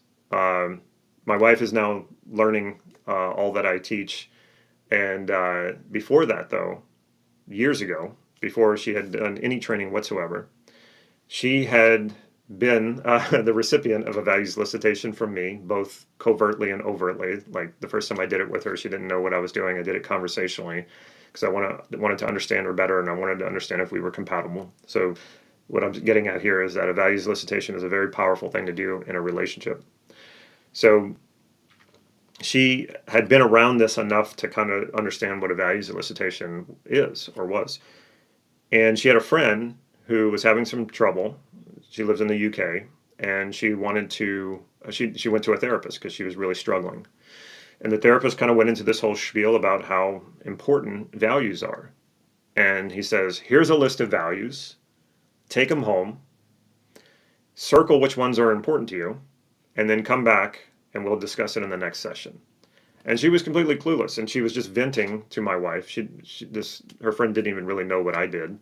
And she's venting to her, and she's like, I went to this therapist, and he's telling me I got to get in touch with my values, and he just gave me this sheet of paper, and I'm looking at this paper, and like they all look good, right? All values look good because that's what they're designed. They're generalizations about experiences that are important to you. So all the values on the list looked important to her. And my wife, not even having formal training in this, goes, oh, well, this is what Damon does. And yeah, of course it's going to be difficult for you. And this is not the way to do it. The elicitation is where the magic happens. It's not, just finding out my values so I can go run and play or go run and do this thing. It's the elicitation from your unconscious, bringing it into consciousness that is important. And so my wife says, I'll do it for you. I'll elicit your values. So my wife, no training whatsoever, goes and elicits her values, and she has a breakthrough. She's like, oh my God, this was so much more helpful than anything this therapist has done with me. And so the therapist was just going at it like the easy way, give her the answers and then everything's going to work out. It doesn't work that way. Okay. And I'm not knocking therapists, and I know really good therapists, so I'm not trying to knock therapy, but there's a lot of not so good therapists out there. So this is not about getting the right answers. This is about eliciting them from you. Very important. Now, you're going to encounter values that are too general. There's some traps here. Okay. So I want you to watch out for them. Values that are too general are values like fulfillment, meaning, purpose, contentment, and confidence. It's not that these things are not important. They are. And this is what we want. It's where we want to end up. But these are where you end up. This is what you get when you fulfill your values. You have to know what your values are first in order to get here. But a lot of times people will say, I'll say, well, okay, what do you want? Okay, I want a successful business. Okay, and we figure out, all what that actually means. And I say, okay, what would that do for you? And they go, oh, it will fulfill me. Like, okay. So what they did was they just jumped to the end. Okay. Now that's fine. That's not we have to keep going though. There is more here that we need to find out. We need to find out what are those values that will fulfill you. We need to find out what are those values that will give you meaning, purpose, contentment, and confidence. We cannot go at fulfillment, meaning, purpose, contentment, and confidence directly. And this is what most people are trying to do, and that's why they're so frustrated, and that's why they give up. And even worse, many personal development gurus are trying to teach it like this. Confidence? Oh, you need confidence? Okay, well, fake it till you make it. That's what a lot of people are advocating out there or teaching. So here's the deal. There is no way that confidence, that fake confidence, ever turns into real confidence. That is not a thing. That will never happen. Okay? So if anyone you're learning from says, oh, you just need to fake it till you make it, good. It'd probably be a good idea if you're paying that person to go invest your money somewhere else. Fake confidence never becomes real confidence. Confidence is based on competence. So when you become competent at something, then you will have the confidence. If you become competent at something, you still don't have the confidence, then that's an area that we can help with, and especially in self-concept, and especially NLP, because that does happen too. But you cannot go at it directly. You have to do it through your values. You have to understand what your values are first. So if you see these words, fulfillment, meaning, purpose, contentment, confidence, showing up in your values elicitation, doesn't mean there's anything wrong with that. You just want to set them aside. They're not very useful. This is where we want to end up. Now, there also are values that are traps, and I see this come up a lot in people's values elicitation. These are things that you want to watch out for. These are not values you want to pursue, but if you don't know that, these look really good. If you're probably wondering, wait, you're saying respect, power, status, self-love, pride, discipline, willpower, those are not things that I want? And I'm saying, yes, you do not want these things. You think you do because they look good, but they're not, and I'm going to explain why. Let's say you value respect. Let's say respect shows up in your values elicitation. And by the way, if any of these show up in your values elicitation, it doesn't mean you're a bad person. It doesn't mean you did anything wrong. It's normal. So I want to show you what is normally going to come up and how to deal with that. Very, very important here, because this will get in your way. If you value respect, you have just given away your ability to validate yourself. Okay? If I pursue respect, what I'm pursuing is validation from other people. And you do not control what other people think of you. You have some ability to influence what other people think of you. And in general, we can say if you are a respectful person, then people will return that respect, but that won't always happen. You don't have any control over that. And if you're only doing things to get people to respect you, what happens? You become a people pleaser. Your validation rests on the opinion of others. That's a scary thing. You don't want to do that, okay? Now, what a softer way to go about this is you probably want to be appreciated by other people. And who doesn't, right? Appreciation feels wonderful. So what I would do is just put yourself around people who appreciate you. That's the best thing you do. Don't seek it, don't pursue it. Just put yourself around those people. But seeking it and pursuing it, like I said, turns you into a people pleaser because it feels scary. If I don't get this validation from these people, then I can't validate myself, or I can't be validated. And this will cause you insecurities. This will cause you to be anxious. This will cause you to be very self-conscious, and that will get in the way of your fulfillment. So if respect comes up, go a little bit deeper and say, okay, what is it about respect that I want that I can validate for myself? Okay, that's what you're looking for, not other people's validation of you. Power comes up a lot. You even see a lot of gurus out there, talking about stepping into your power and being powerful and all these things. Power always, and words are important, Neuro Linguistic Programming, right? Linguistic. When I pursue power, what does that imply? Power always implies power over something, okay? That could be power over other people. That could be power over your surroundings. That could even be power over yourself. Now, most people are thinking, what's wrong with that? Well, if you want power over other people, that's what we call superiority, or you're pursuing superiority, and we are not superior to other people. And if we act that way, we will break connections with people, and connection is very, very important. You will not succeed without connecting with yourself, with other people, with your surroundings. Okay? So we don't want to act like we're superior to other people. We also don't want to be inferior to other people. And when you play that power game, it's very unstable. It's a polarity, and it's going to flip back and forth. One day you're going to feel powerful, and the next day you're going to feel anything but. So how do we balance this? We don't pursue power. Now, a lot of people say, no, Damon, I don't mean this as power over other people. I don't want power over other people. And I say, well, okay, what do you want power over? And they were like, over myself. And I'll say, okay, you just created another problem. You just split yourself into two, made a delusional split, that there is one part of you that does the overpowering and one part of you that is overpowered. That creates conflict. That creates instability within yourself. You are not two parts, one overpowering and one being overpowered. You are one whole human being, okay? You don't need to overpower yourself. And then by this time in the conversation, people will say, well, no, it's not about power. It's about, I want the capability. Or the power that I mean is about capability.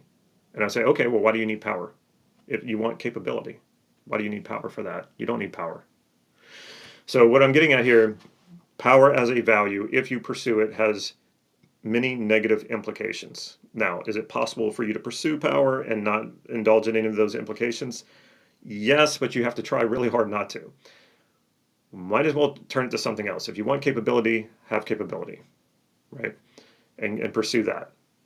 So this is why you want to watch out for this value. You don't want to go after power. This is such powerful stuff, yes. Status, for all the same reasons that I said, respect. You don't want to chase status. Now, if people give you respect and people put, you have status, I'm not saying you should shun these things. I love to be respected. Who doesn't? I love to be appreciated. Who doesn't? Okay. So I'm not telling you to push these things away. If you have acquired a certain status, I'm not telling you have to shun it. What I'm saying is don't think that that's what validates you. If you start indulging in that, you're going to lose the game. You're going to lose your fulfillment. You can appreciate it and enjoy it, and that's the extent. Self-love. This is a big one. People are like, I need to love myself. And I'm like, no, you do not. That's not what's happening here. When people pursue self-love, what's happening here? Something very similar that I've already mentioned when people pursue overpowering themselves. Self-love implies a delusional split, and now you're two parts, one that does the loving and one that receives the love. And I'm trying desperately to get this part to love this other part of me. That just creates a lot of problems. That just creates a lot of conflict. That just creates a lot of confusion. Okay? Stop. Love is an extraordinarily amazing value. We don't want to turn it into something or divide it and turn it into self-love. Here's the thing.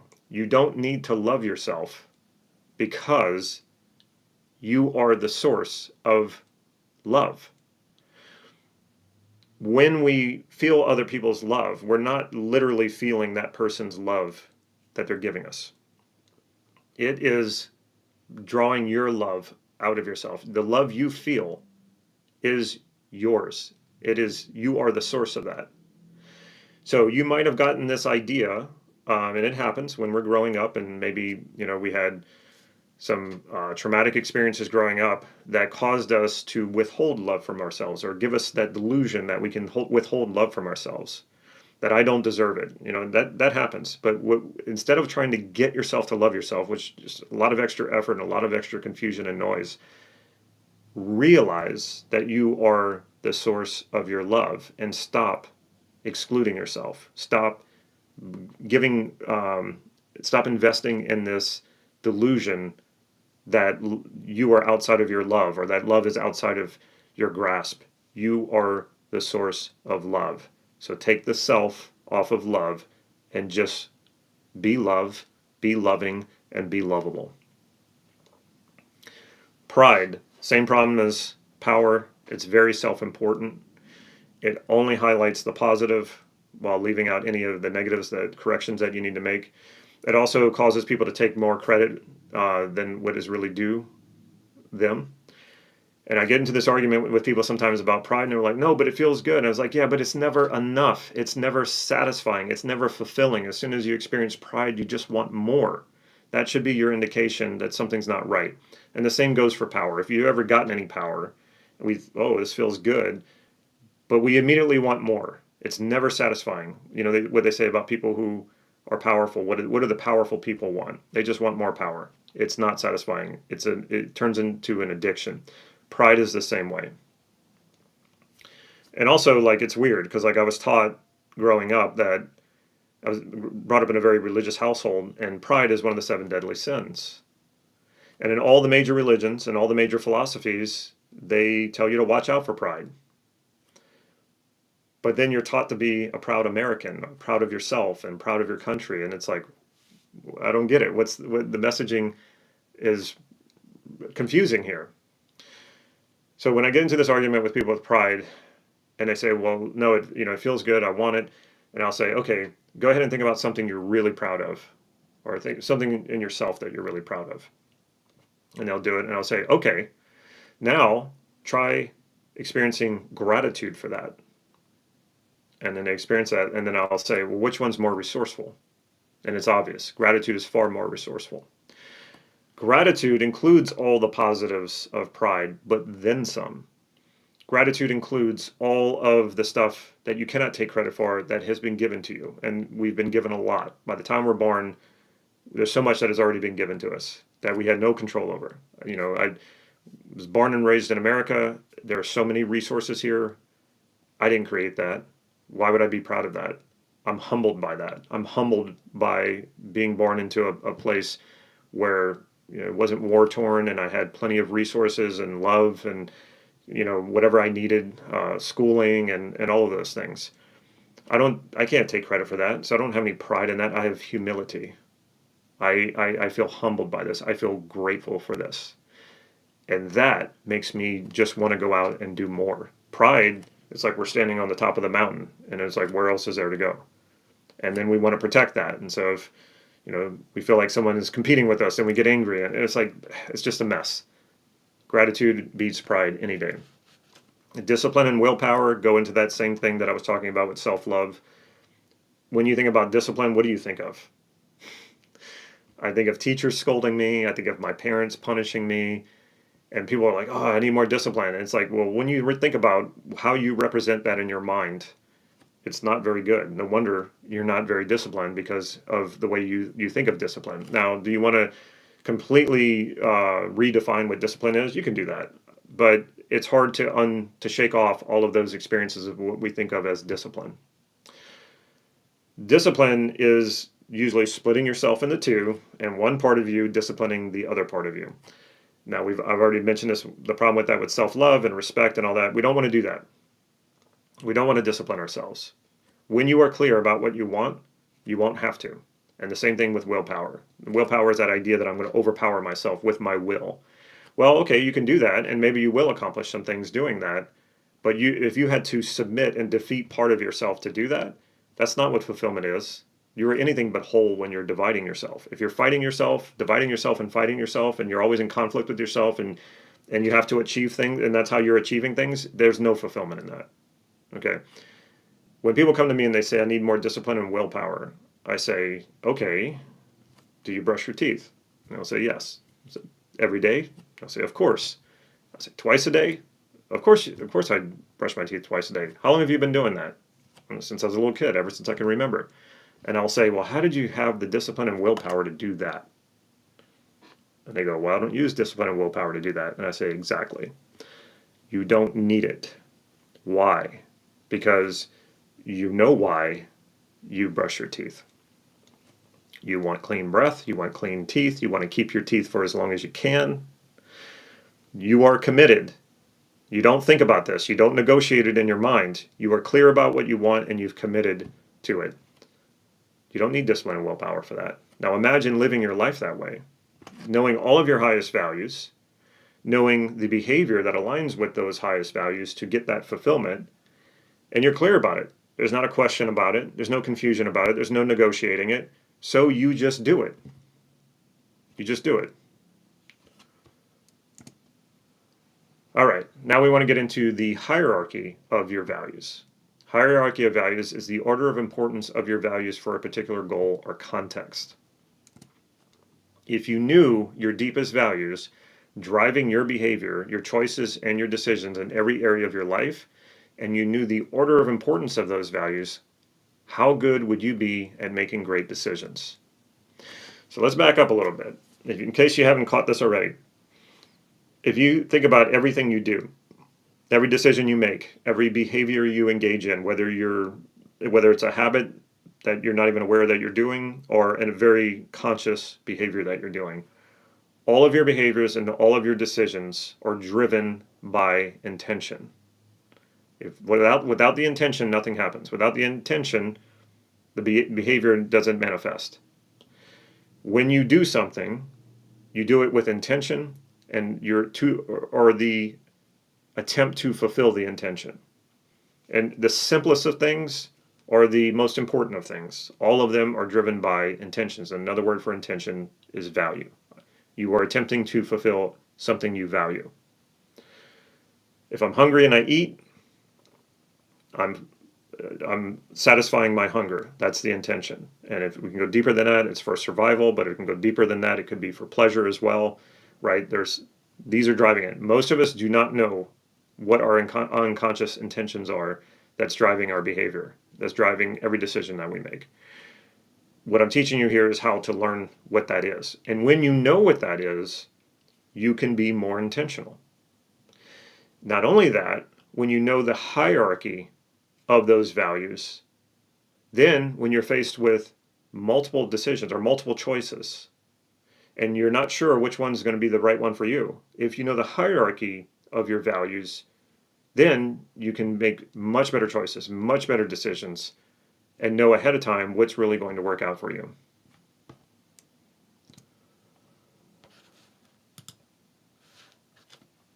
So let's say you want to make $1 million next year, and you ask yourself, what's important to you about that? And what will that do for you? Until you've elicited at least 5 very powerful values. Okay, we want at least 5 very high level values. Okay, if you don't have at least 5, I would keep going. There's more there. Now, this is just illustration purposes. Don't get caught up on this. Don't get caught up on this is the way, or that you're going to have your own values and you're going to have your own hierarchy of values. And in every context of your life, your values are going to be different and the hierarchy is going to be different. Yes, there will be some overlap, but we want to be specific to a context. And you might be saying, well, what's the context? The context is based on your goal. If your goal is a money goal, well, then the context is your finances, right? Or it could even be your career. In fact, if you have a goal of being a coach or a goal of stepping up and getting a promotion or something like that, then we know what the context is. It's your career. If the goal is around, and it could be around a hobby, traveling or something like that. So we want to be clear about the context, which the goal defines. We want to elicit those values from the goal, okay? And now we want to find out the hierarchy of these values. So just for illustration purposes, let's say I'm working within the context of my career. And in my career, these are the values that I've just elicited that are really important to me in my career. Now, when I'm ready to do the hierarchy, I'm just going to write them out. And I'm not going to worry about the order. I'm just going to write them out just like you see here. And then I'm going to go to the top one and I'm going to say, okay, out of peace and passion in my career, which one is more important? And in this case, peace is more important. And then so peace drops down to freedom. And I say, okay, in my career, out of peace and freedom, which one's more important? Okay, this is a little bit different. Freedom is more important to me in my career than peace. So freedom continues on. And I say, okay, out of freedom and joy in my career, which one's more important to me? In my career, freedom's more important to me. Okay, and then freedom drops down again to the last one. Out of freedom and love, I want to love what I'm doing, but out of freedom and love in my career, which one's more important? Well, freedom's going to win again. And if it was regarding my marriage, that would be different, especially since my wife is listening right now. So then I go back to peace and I run peace through the ones that I haven't compared them to, and then I find that peace is number 2, and then I go to the next one, which is love. And so now I know the number of the hierarchy based on comparing each one to see which one is important, which one's more important. And then once I know that, I reorder it. Freedom, peace, love, joy, passion. I'll give you a few moments to catch up to that.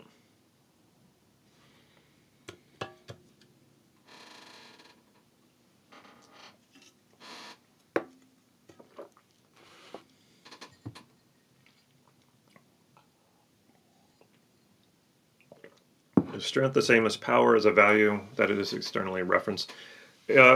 Strength is really vague. So, I don't think that's a really good value. I'd go deeper into what is important to you about that. It's just not a very, it's like, okay, strength. How do you fulfill strength? I mean, you can do, there's a time for that, I guess, to be strong, and there's a time to relax. I don't know. It's just not very specific.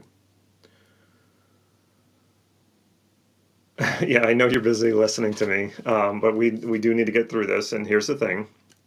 This is a practice. It's not like, oh, I need to get this right this one time or else. It's not like that. The video is going to stay up, so you can come back and work through it again, and I recommend that you do.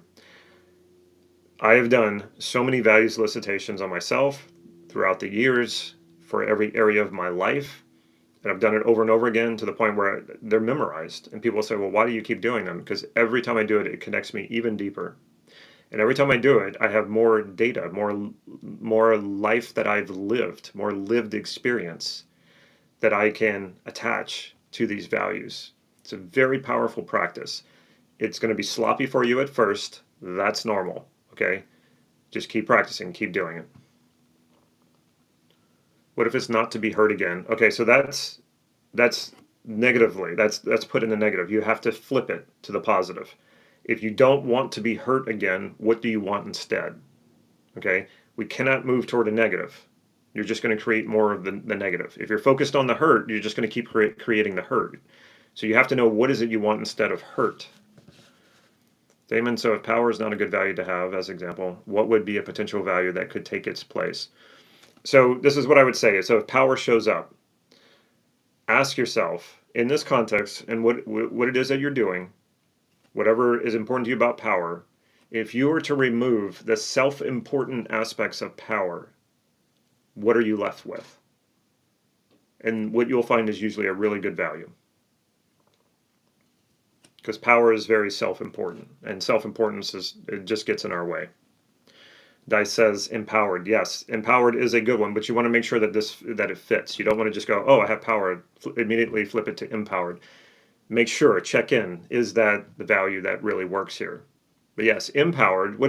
Notice the difference. Like, take a moment and feel like, okay, feel the want for power, or think about what you value about power. Give it a few moments so that you actually feel it inside. And then ask yourself, what is different about being empowered? Notice how that feels different in your body. What is the difference? Power is more something that I'm trying to enact on something else, a force that I'm trying to enact on something else, whether it's myself, my surroundings, or other people. But empowered, what does that feel like? What does empowered feel like?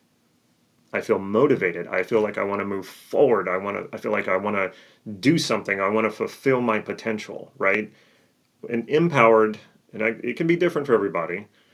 Empowered makes me feel like I want to go do something. I want to fulfill my potential. I don't get the sense that I want to overpower something. What about hierarchy versus hierarchy? That's a different conversation.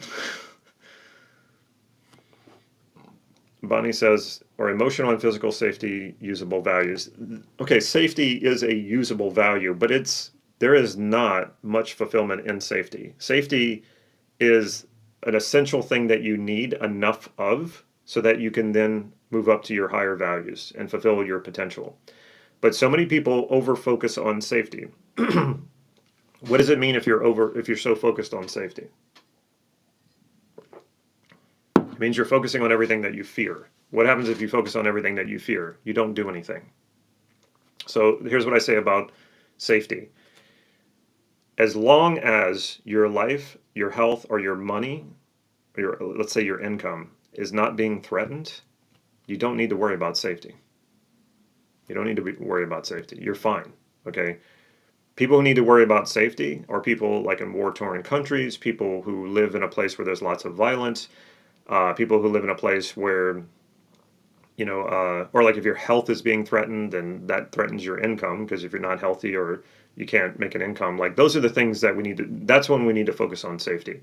But most people are so focused on safety when everything is fine. You have a roof over your head, you can pay your bills, you're safe. Okay, time to move on. But if people are like, well, no, I need to feel safer. How far do you want to take this? Do you want you start wearing a bulletproof vest? You're going to start, are you going to hire a bodyguard? Like, there's not much fulfillment in safety, but people are so focused on it. It's like, that's not what you really need right now. Like I said, check in, are you safe? And chances are you are. I don't think you would be here if you weren't safe. Can connection, belonging be a value? Okay, connection is definitely a value. Belonging is one of those things that, yes, you have to rely on other people. So I wouldn't do that. But if you pursue connection, you're going to find people who like you and appreciate you, and therefore you will feel like you belong. But don't pursue belonging directly. All right.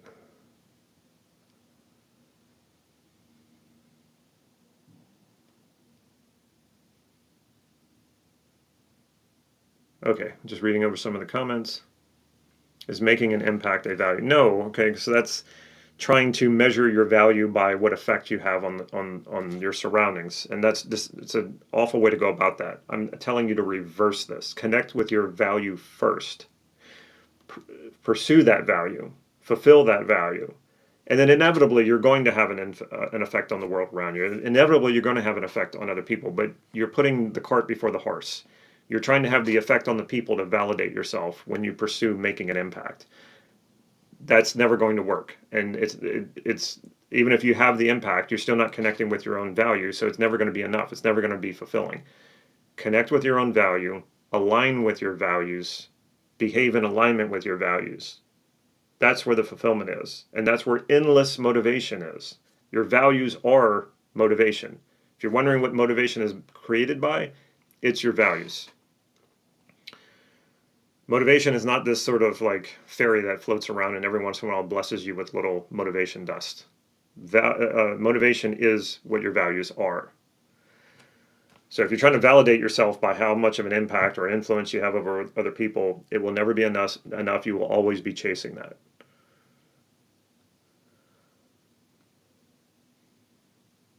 Okay, somebody's asking a really good question. So for this example, would I choose freedom over love, like hierarchy, or is it like a box inside a bigger box that there is no love without freedom? You are right on. Okay, so what we're looking for when we do the hierarchy is not which value needs to come first. Okay, that's how a lot of people get this wrong. And so, like, for example, if somebody puts security as one of their values and they also put freedom as one of their values, happiness, peace, joy, and in their hierarchy, they put safety at the top, I know right away there's something wrong. Okay. How do I know something's wrong? Because safety doesn't have much fulfillment in it. It does not. Okay. But people often think hierarchy in terms of a linear steps, like, oh, I need to feel safe before I can feel happy and peace and joy and freedom. That much is true. But that's not what we're looking for here. We're looking for that bigger box. Which one is the bigger category?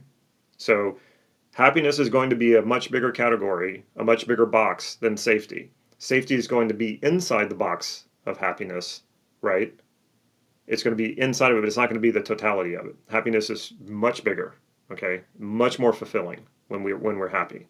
When we just feel safe, there's not much fulfillment in that. We just don't feel anxious, right? We don't feel fear when we feel safe. That's not very fulfilling. So yes, you're right. We're looking for that bigger box, which the hierarchy is based on the bigger boxes, the bigger categories. Somebody once mentioned it as like a Russian doll, you know, with the little Russian dolls inside of it.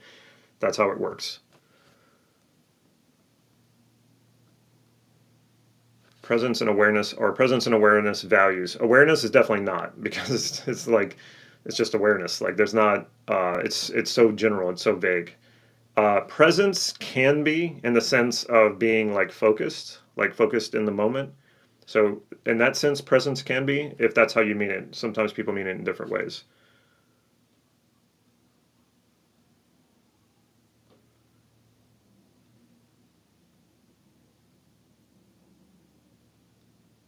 Somebody says, I am ignorant, but if it gives you an emotional reaction, you value the thing, right? Not necessarily. Fear is an emotional reaction. Anger is an emotional reaction.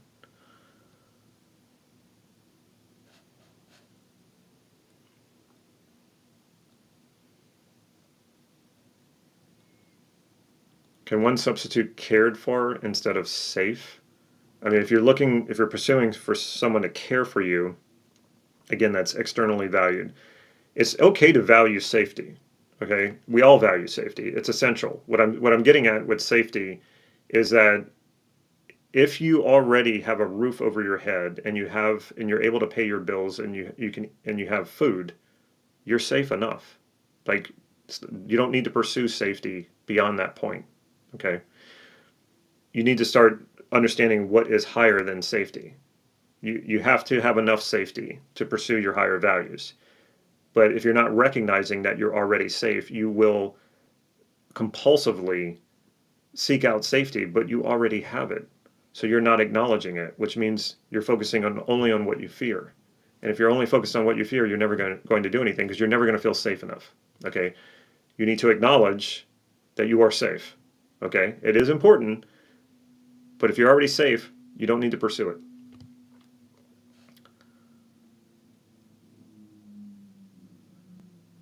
Reliability? Yeah, sure. If you feel fulfilled by being a reliable person, which is something you have control over, that's fine.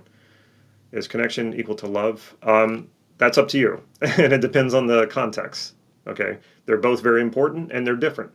They're similar but different. All right.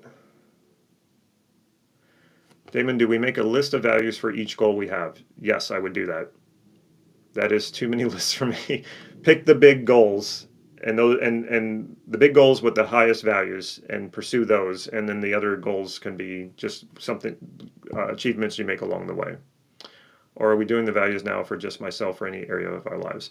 You can do it that way too. You can focus on, okay, I'm going to break my life down into 3 to 5 major life contexts, and then I'm going to elicit my values from each context. You can do it that way as well. Maslow's hierarchy of needs graph can help prioritize safety, security versus belonging versus inner peace. Be careful with that. The hierarchy, Maslow's hierarchy of needs, is a nice ideal, but it's too rigid. That's not how we're built. And now people get upset with me whenever I bring this up. Okay, my mentor, Steve Andreas, his first mentor, I'm not kidding, his first mentor was Abraham Maslow. Okay, and Abraham Maslow is considered the godfather of the personal development movement, right, or the human potential movement. So my mentor, Steve Andreas, learned from him first, but then became discouraged and disheartened because he said Maslow was not really walking his talk. And then eventually, as he understood hierarchy, he realized that we don't function as as one hierarchy. We function as multiple hierarchies. Somebody else mentioned heterarchy. I didn't want to get too much into the weeds, so I didn't want to get into this too much. But we're actually a heterarchy, and a heterarchy is more like a committee. So you're functioning as one big committee. And when you step in a particular context with a particular objective, the member of the committee that is most valuable and most useful in that particular context steps up and leads. So we're multiple hierarchies. We cannot simplify ourselves down to one hierarchy, and that's where Maslow got it wrong. Is the primary goal here to help with decision making and goal identification? Those are just two of the benefits. Okay, we're going to go much deeper.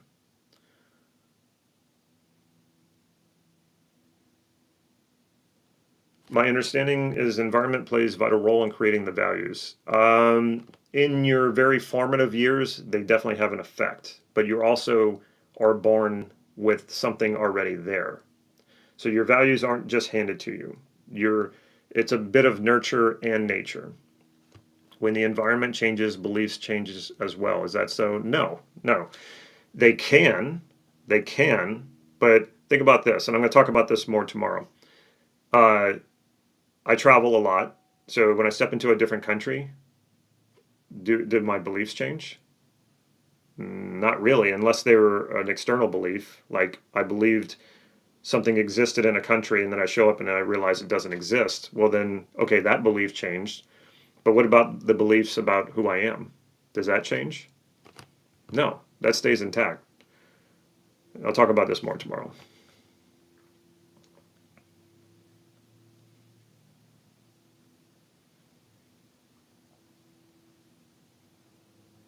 Okay, I think you guys are getting it. You're posting some of your values here.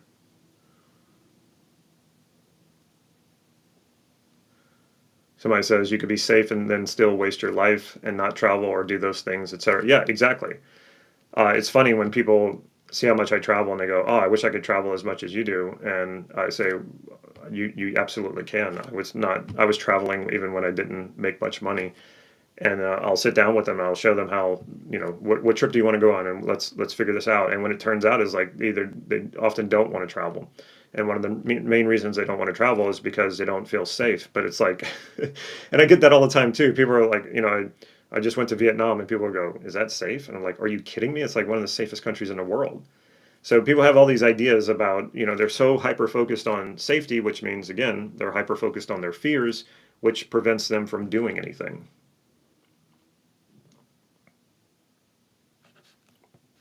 Thank you, Michael. Michael says he subbed a long time ago. He's a huge fan. Appreciate that you're here. Okay. Think you guys are getting it. There's a lot of comments here. I can't stop and necessarily. Oh wait, some of you are mentioning some interesting things.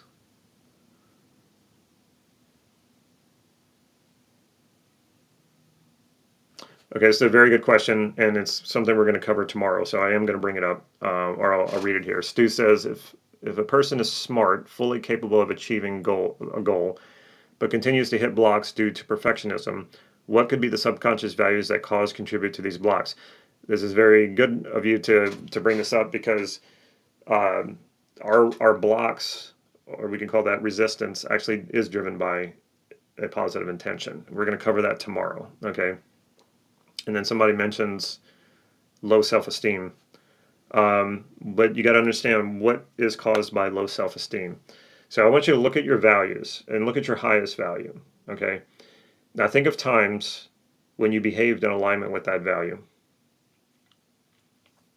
How does that feel? Self-esteem goes up. If you think about times when you violated that value, when you acted in opposition to that value, what happens? Self-esteem comes down. So how do we create self-esteem? By aligning with our values. The higher the value that we align with, the higher your self-esteem will go. That's basically all it is. I'm going to go back over this tomorrow. Okay. Let's go to the next level. We're going to create that vision now. So what you're going to do is imagine there's a blank screen in front of you. And this blank screen represents this context of whatever your goal is. Okay? So if it's a career goal, this blank canvas represents your career. If it's a financial goal, here's your canvas for your finances. If it's a health goal, here's your canvas for your health. Okay? You are going to illustrate on this canvas your values that you just elicited. So just as a illustration purposes only, remember I started with my goal and my career. Here are my values. I have this blank screen in front of me. Now, I'm going to ask myself, what does freedom look like in my career on this canvas? What does peace look like when I combine it with freedom? What does love look like in my career when I combine it with freedom and peace? What does joy look like? What does passion look like? So I'm eliciting this from my values. I'm asking myself, what does this look like? I'm asking my mind to show me what these values look like in this particular context of my life. You don't have to force this. In fact, you don't want to force this. If you try to force it, it usually gets in your way. Ask yourself, what do these values look like? And there's no limitation here. You have complete creative freedom. It might come out looking very abstract. It might come out looking very real life, like a movie. Just allow your mind to show it to you. What does it look like?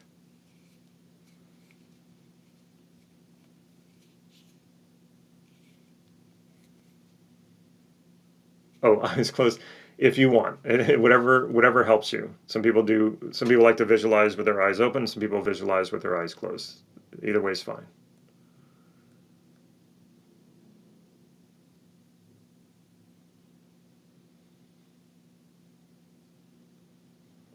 Did my professor elicit my values to get out of depression? No, what he did is what we're going to do tomorrow. I'll show you what he did.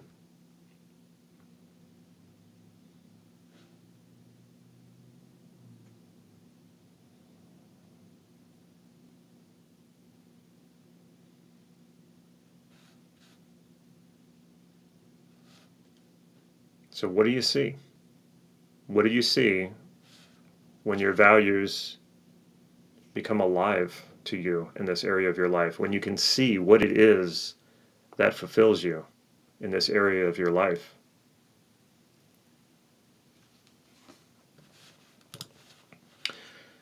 We want to make sure that we add at least one image of yourself into your vision. And I think it's best if you go with a head and shoulders. Why? Because you don't want to necessarily see all the specific details of what you're doing and who you're with and all that, because we don't know what that is. That's still to come. So you don't want to see you doing any specific behavior. You just want to see that image of yourself that just lets you know this is you who's fulfilling your highest values in this area of your life.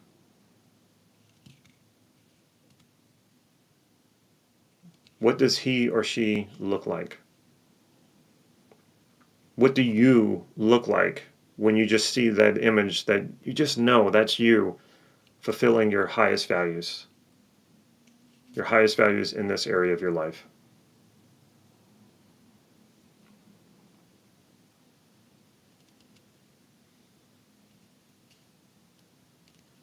What does it look like? Visions should be vague because we don't know exactly what it's going to look like. When my friend asked me that question, if I had unlimited wealth, what would I do? and the image just popped up. I didn't have to create it. It just popped up. I knew what my values were, and the images produced themselves. And it was vague. I didn't know where I was. I just knew that I was walking around ruins and I was in a different country. I saw a woman there, but I didn't know who she was. I hadn't met her yet. But I could see it. It was so easy to see. And when I say it's easy to see, it wasn't in high definition. It wasn't in 3D. I saw enough of what I needed to see to know that, yes, this is what I want. And that's how you know when you're doing it right. When you can see that vision and you go, wow, yes, I want this. I know I want this. You feel almost a compulsion to jump into it. And if you want to jump into it, if you want to associate into the vision, that's fine. That's fine if you want to visit it. But do not stay there. Do not stay there. Make sure you step out and you can see yourself and the vision in front of you. Why am I so specific about that? Because if you jump into your vision, which is what a lot of people do, and a lot of this is being taught out there, like law of assumption and all that, you can give yourself the feeling, kind of like your fantasy becomes a narcotic, where you give yourself the feeling that you've already gotten it. Now, that's what a lot of people are teaching. They're like, oh yeah, you got to make it real by making you feel like you've already got it. No, no, no, no. If you do that, you're going to lose all motivation to move toward it. You do want to make it real in the sense of real enough that you pursue it, real enough that it gives your life direction, real enough so that when you're faced with a decision, that vision points at the right direction so that you align your decisions in that direction. You just need it to be real enough. And when we're disassociated, like seeing ourselves in the vision, that lets us know we're not there yet, but that's where we're going.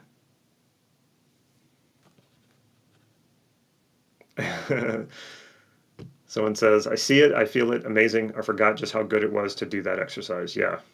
Can growth be seen as a value? Absolutely. Yeah. What was your specific context for that vision, business, free time? I hadn't even thought of that because it was just the question was presented to me. Getting your visions down to a particular context makes it easier to organize. So really that vision could fit for a few things. Now my wife and I, we travel all the time, and that's a huge part of my life. I would say that travel is not just a hobby, it's also part of my own personal development. So I could apply that vision in personal development. I can apply it in my marriage because my wife and I, we really bond over travel. We have amazing experiences and it brings us closer together. I could think of it as a hobby too. So it's almost a universal vision.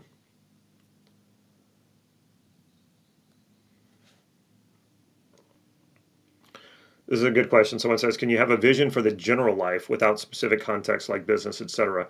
Yes, but that usually is more difficult to create. What I would recommend is you go make your visions context by context. And then what will start to happen is your visions will start to merge and become a much bigger vision, broader vision. Not everybody does that though, because you have large chunk people, you have medium chunk people, and small chunk people. It just depends on what works for you. So there's not one right way to do it. But I would recommend kind of starting in the intermediate. So break your life down into 3 to 5 major life contexts, create a vision in each one of them based on your values, and then allow your mind to take it where it wants to go. Does it want to merge into one big vision? That's fine. Allow it to do it. Your mind does a lot of this stuff for you. Okay, if you just let it and you just give it good guidance and direction, your unconscious wants you to succeed. This is one of the biggest fallacies that I can't stand is when people talk about self-sabotage and fear of success. That's crazy. No one fears success. You do not fear success. Every part of you wants you to succeed and be fulfilled. I know it can feel like some parts of you don't.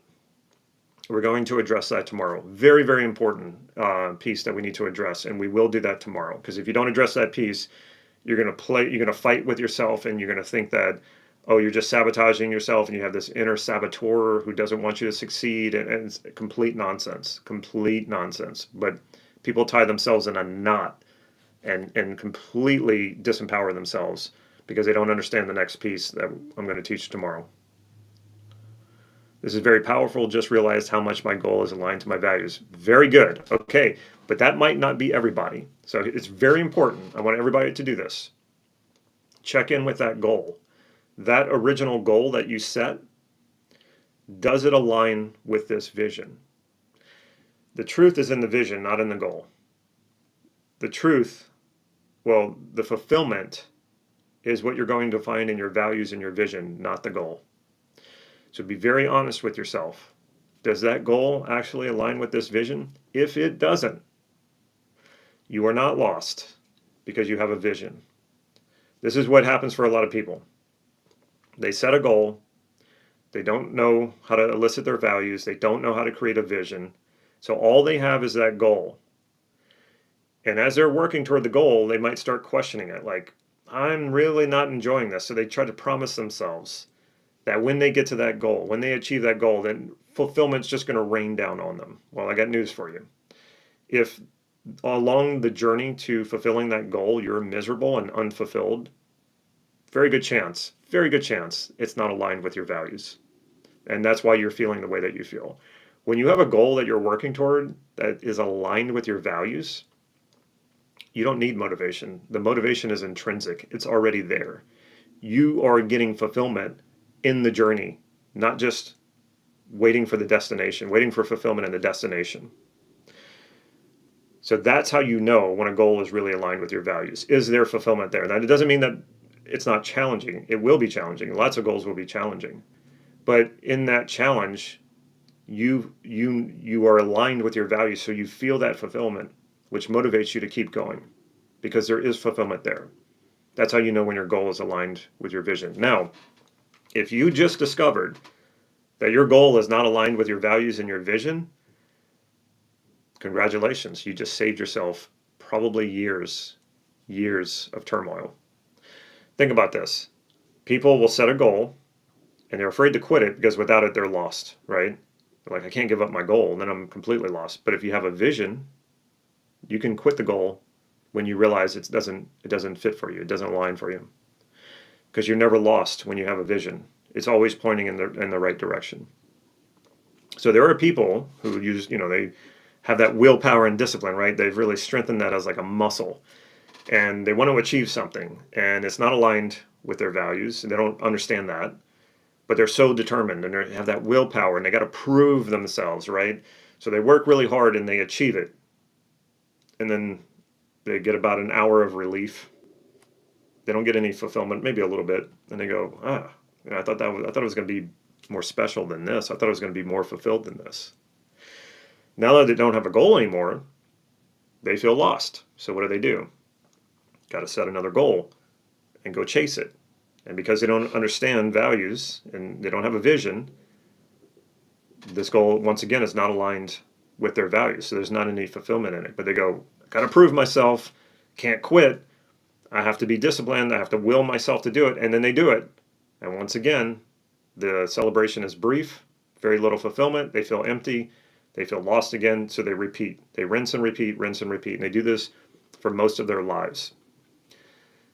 And then they live a very accomplished life, but they're miserable.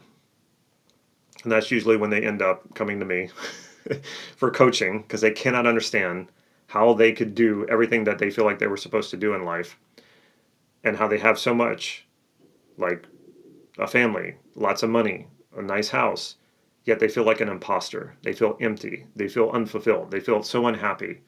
They can't understand it. And then we go about this process of truly understanding what their values are. And then now they can set goals that align with their values. Now, the other thing can happen to the other type, the low achiever, right? Sounds bad, but it's not. People who don't understand what I'm teaching here, they set the goal, they go chasing it, their motivation runs really low, and they eventually quit. And then they beat themselves up for quitting. And then they feel like they're not good enough and they didn't deserve it. So they don't try again. And it's very sad when this happens, because all that person's potential gets blocked. And that's just not what happened.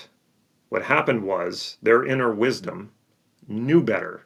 Their inner wisdom knew better than to go out and achieve something like that, and because it would be a huge waste. And not only that, they might derive some self-importance with that and then try to do it again. And that will just set you on a path to live a miserable life. And I'll use myself as an example.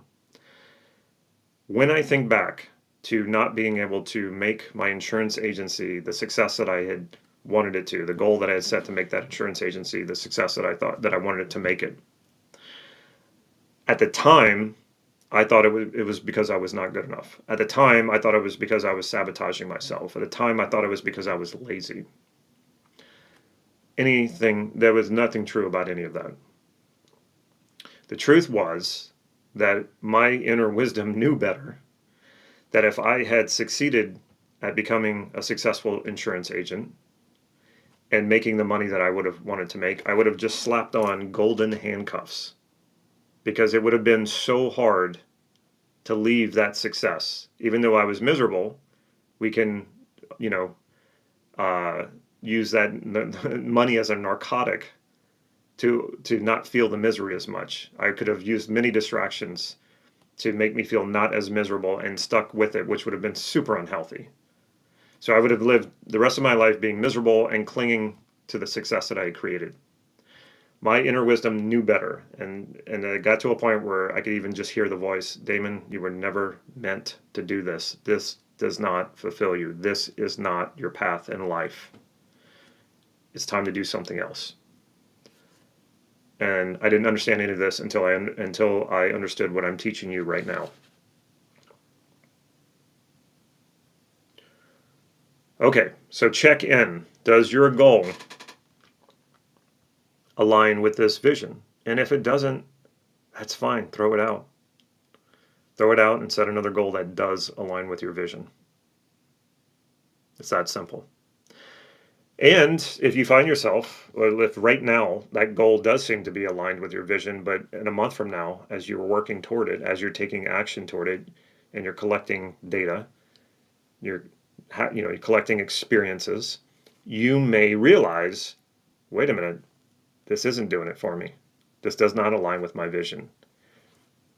Drop that goal as quickly as possible. Drop it immediately and set a new goal that does align. This is part of the process. It's not like one shot, you get one shot at this, and if you don't get it right, then it's a big failure. No, this is a process of making corrections as you go. You have to get out there and take the actions and collect the data and keep moving forward. And it's going to change. And this is why we want our visions to be vague.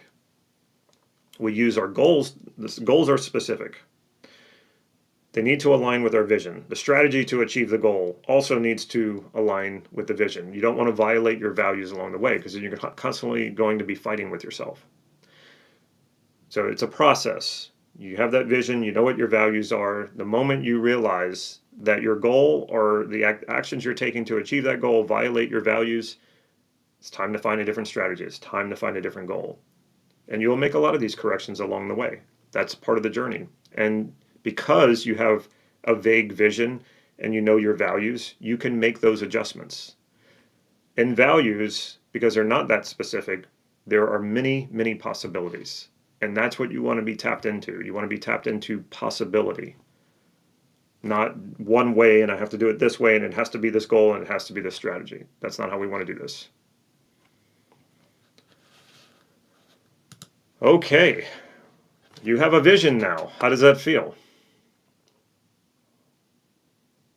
Most people don't. And most people, if they do have a vision, it's not based on their values. And that's what I couldn't understand. People are like, you got to have a vision. Okay, I'll make up a vision, and I'll just make something up in my mind. And then it wasn't very motivating. When your vision is based on your values, that is pure motivation. This is what a vision is. Your vision will become your compass, showing you the way, even when you're in unfamiliar territory. This is what makes a vision so powerful. A vision is not a map. Your goal is more like a map. Your vision is like a compass. So if you hit unfamiliar territory, the compass doesn't tell you how to traverse the territory. It just tells you this is the way to go. So then you just figure out how to traverse the territory as you go. Right? That's part of the process. The obstacle becomes the way.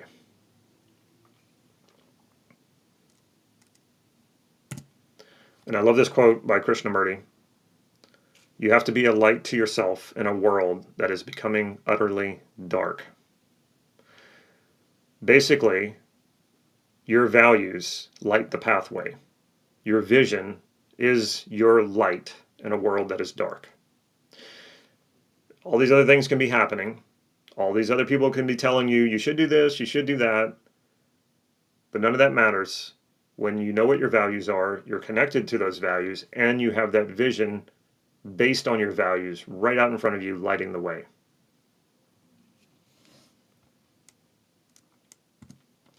Wouldn't you say this is radically better than a vision board? I know some people get very touchy about their vision boards and their practice of vision boards. Well, here's the thing. I tried creating vision boards before, and it never worked for me. And when I would talk to people who were way into vision boards, I'd kind of pull them aside and I was like, vision boards never worked for me. Like, here's what I did. Do you think I'm doing something wrong? And you wouldn't believe how many people would finally admit to me that vision boards never worked for them either. So here's the thing about a vision board, and if it works for you, I don't argue with results. So if you really think that vision boards work for you, keep doing them. I would just say add to your practice what I'm teaching you here. What is a vision board? The vision board is not your own images. Those are things you printed off the internet, or you cut them out of a magazine and then you post them on a board. Okay, they're flat, they're two-dimensional, and they don't change. Well, here's why your vision is so much more powerful.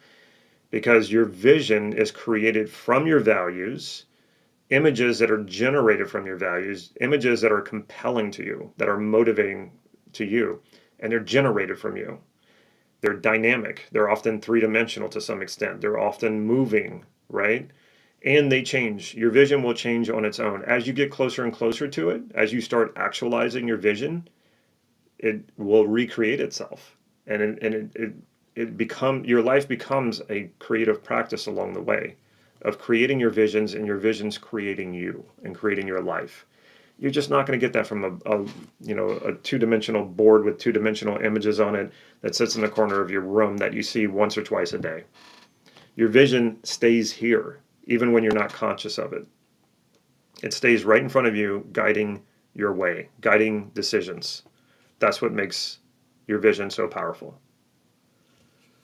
Can we elicit values for career and relationship at the same time? Yeah, you want to do this for every area of your life. You don't have to do it once, actualize that vision, and then, no. Do every area of your life. Am I equating vision and purpose? Not really. A vision is the visual that shows the way. It's pointing the direction. When you align with your highest values, you will feel purposeful. It will be intrinsic. You will feel it. You're not going to find your purpose out here, okay? Your purpose is found in the alignment of your highest values.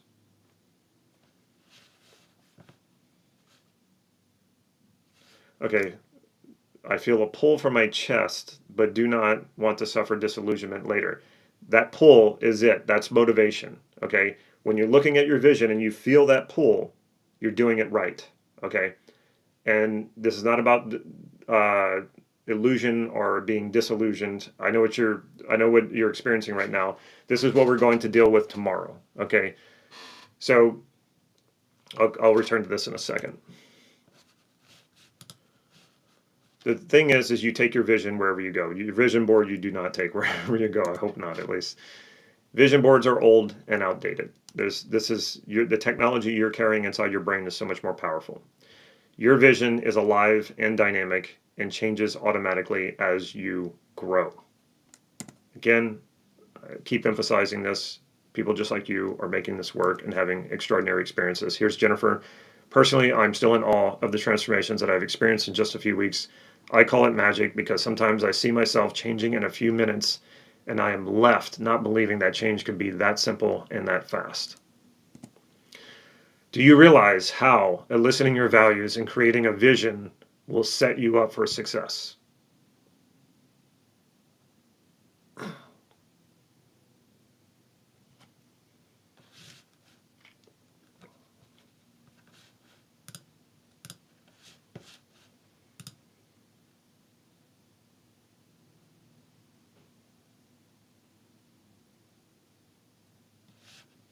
Okay. Good. I know there's a bit of a delay. This does take some practice, and you will get better at it the more you do it. Are you committed to using this in order to create the life that you want?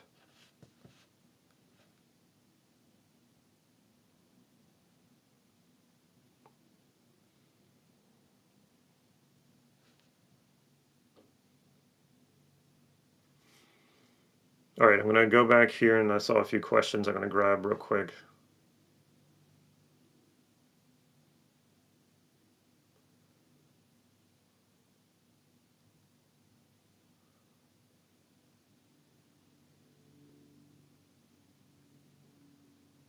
Let's see. One issue I'm having is that if I take all my highest 5 values, they feel very similar. It's very profound, like I'm Jesus, okay?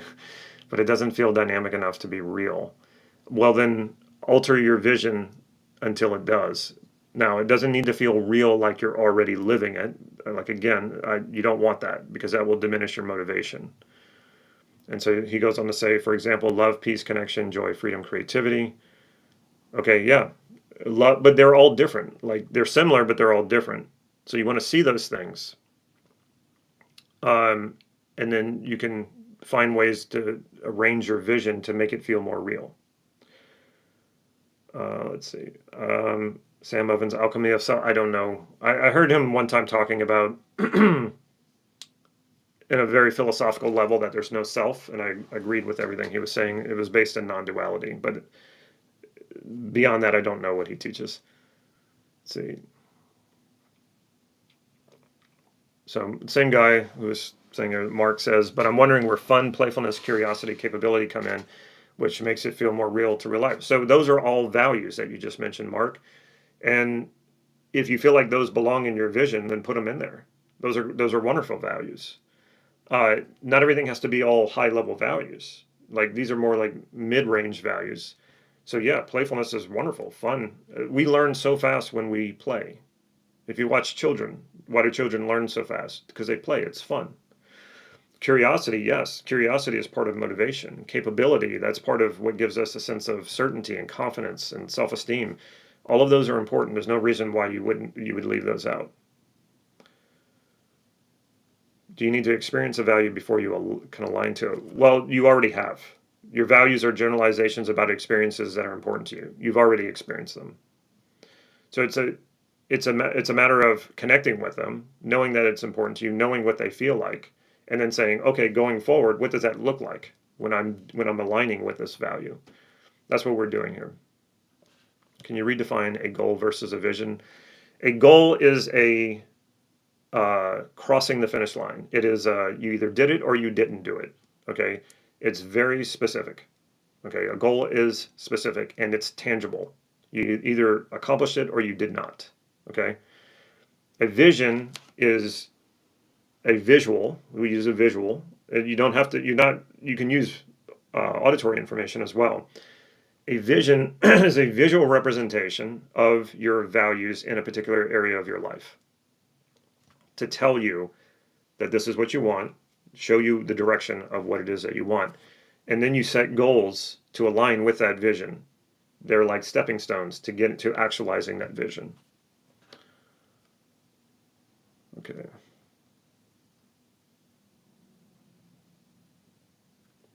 So I think so, but do not trust my commitments because no willpower to stick in the past. That's because you were thinking you needed willpower to have a commitment. You did not. How should you visualize your vision? So we're going to work on your vision tomorrow as well. And then over the next day or two after that, you may want to make some adjustments. But after that, let it go unconscious. It will be more powerful when it's unconscious.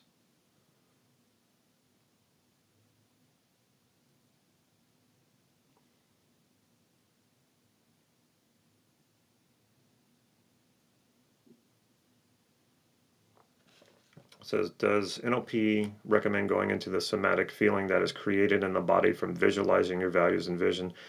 Well, that happens automatically. If you are seeing your values in front of you, you're going to feel that. I'm not sure what your question is. I mean, it's automatic.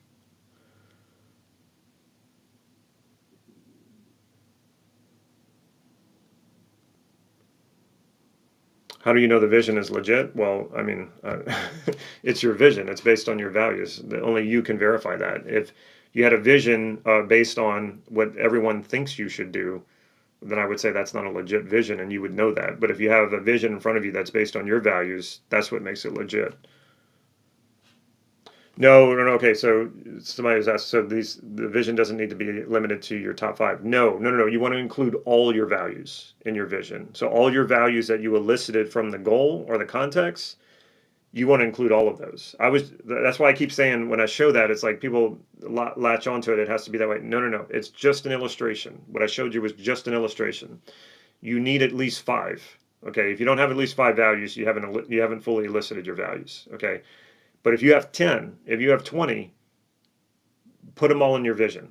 Like, there's no limit there.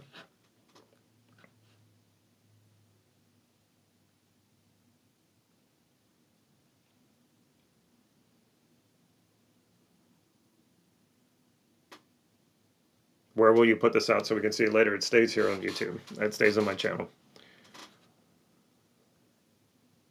Okay, so I think it's about time to wind this down, but I have one more question for you. And that is, now when you look at your vision, so is the vision decided on first or the values? It's not about a decision. It's about, first of all, taking something that you want. This is the easiest way to elicit your values. You think of something you want. It's usually what you're most conscious of. You elicit the values around that.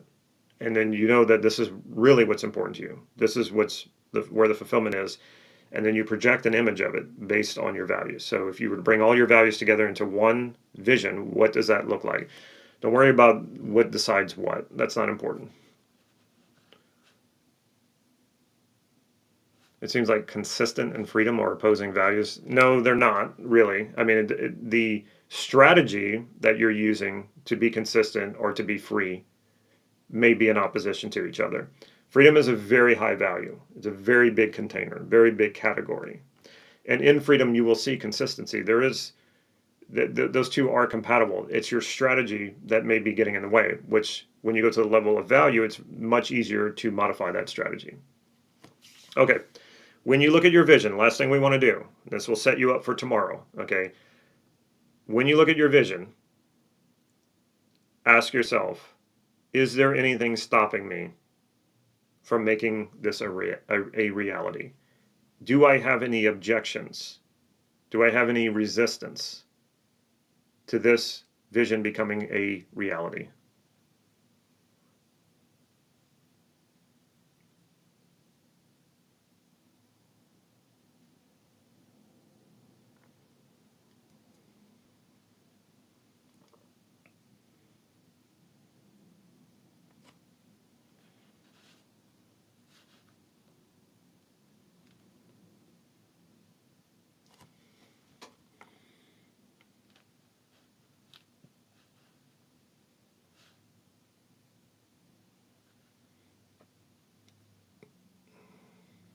Okay, so I'm seeing a few starting to come in. I know there's a lag time.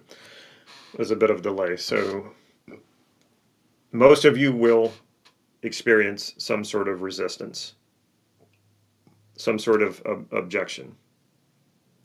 Okay, and this is what we're going to work on tomorrow. That's what we're going to overcome. So Ruth says, the only thing stopping me is I don't have the money to make it happen. You think that's what's stopping you. You think that's what's stopping you. I assure you, it's not what's stopping you. And Mark says, time, again, that's not what's stopping you.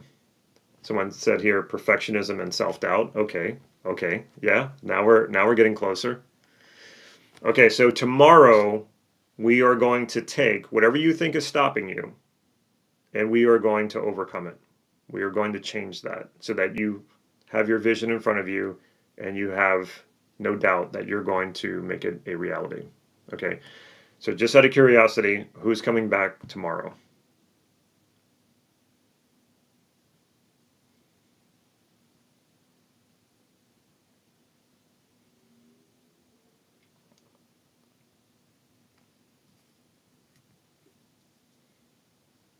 Awesome. Okay. I see some people have really committed. That's awesome. Yeah, that's going to make a difference. It will make all the difference. commit to this. And when you're committing to this, you're really committing to yourself. That's what you're truly committing to. Awesome. All right, they all start coming in now.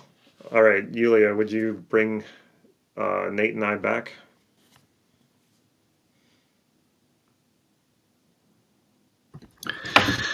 I've been watching the comments. You all are doing so well. Is everyone feeling the momentum from doing this work?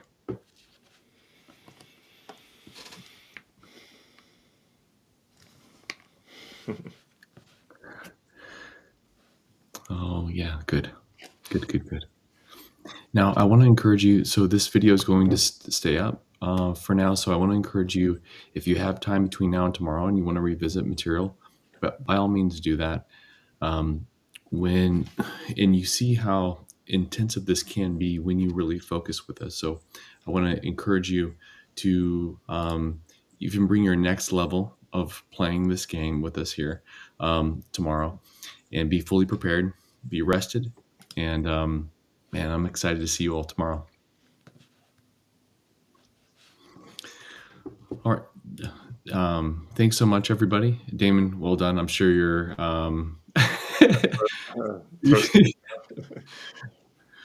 for sure. But before we wrap, can everyone give a shout out to Damon? He's really, I know he really cares a lot about everyone here and wanting to see everyone succeed. So know that if you ask questions, we'll do our best to answer them.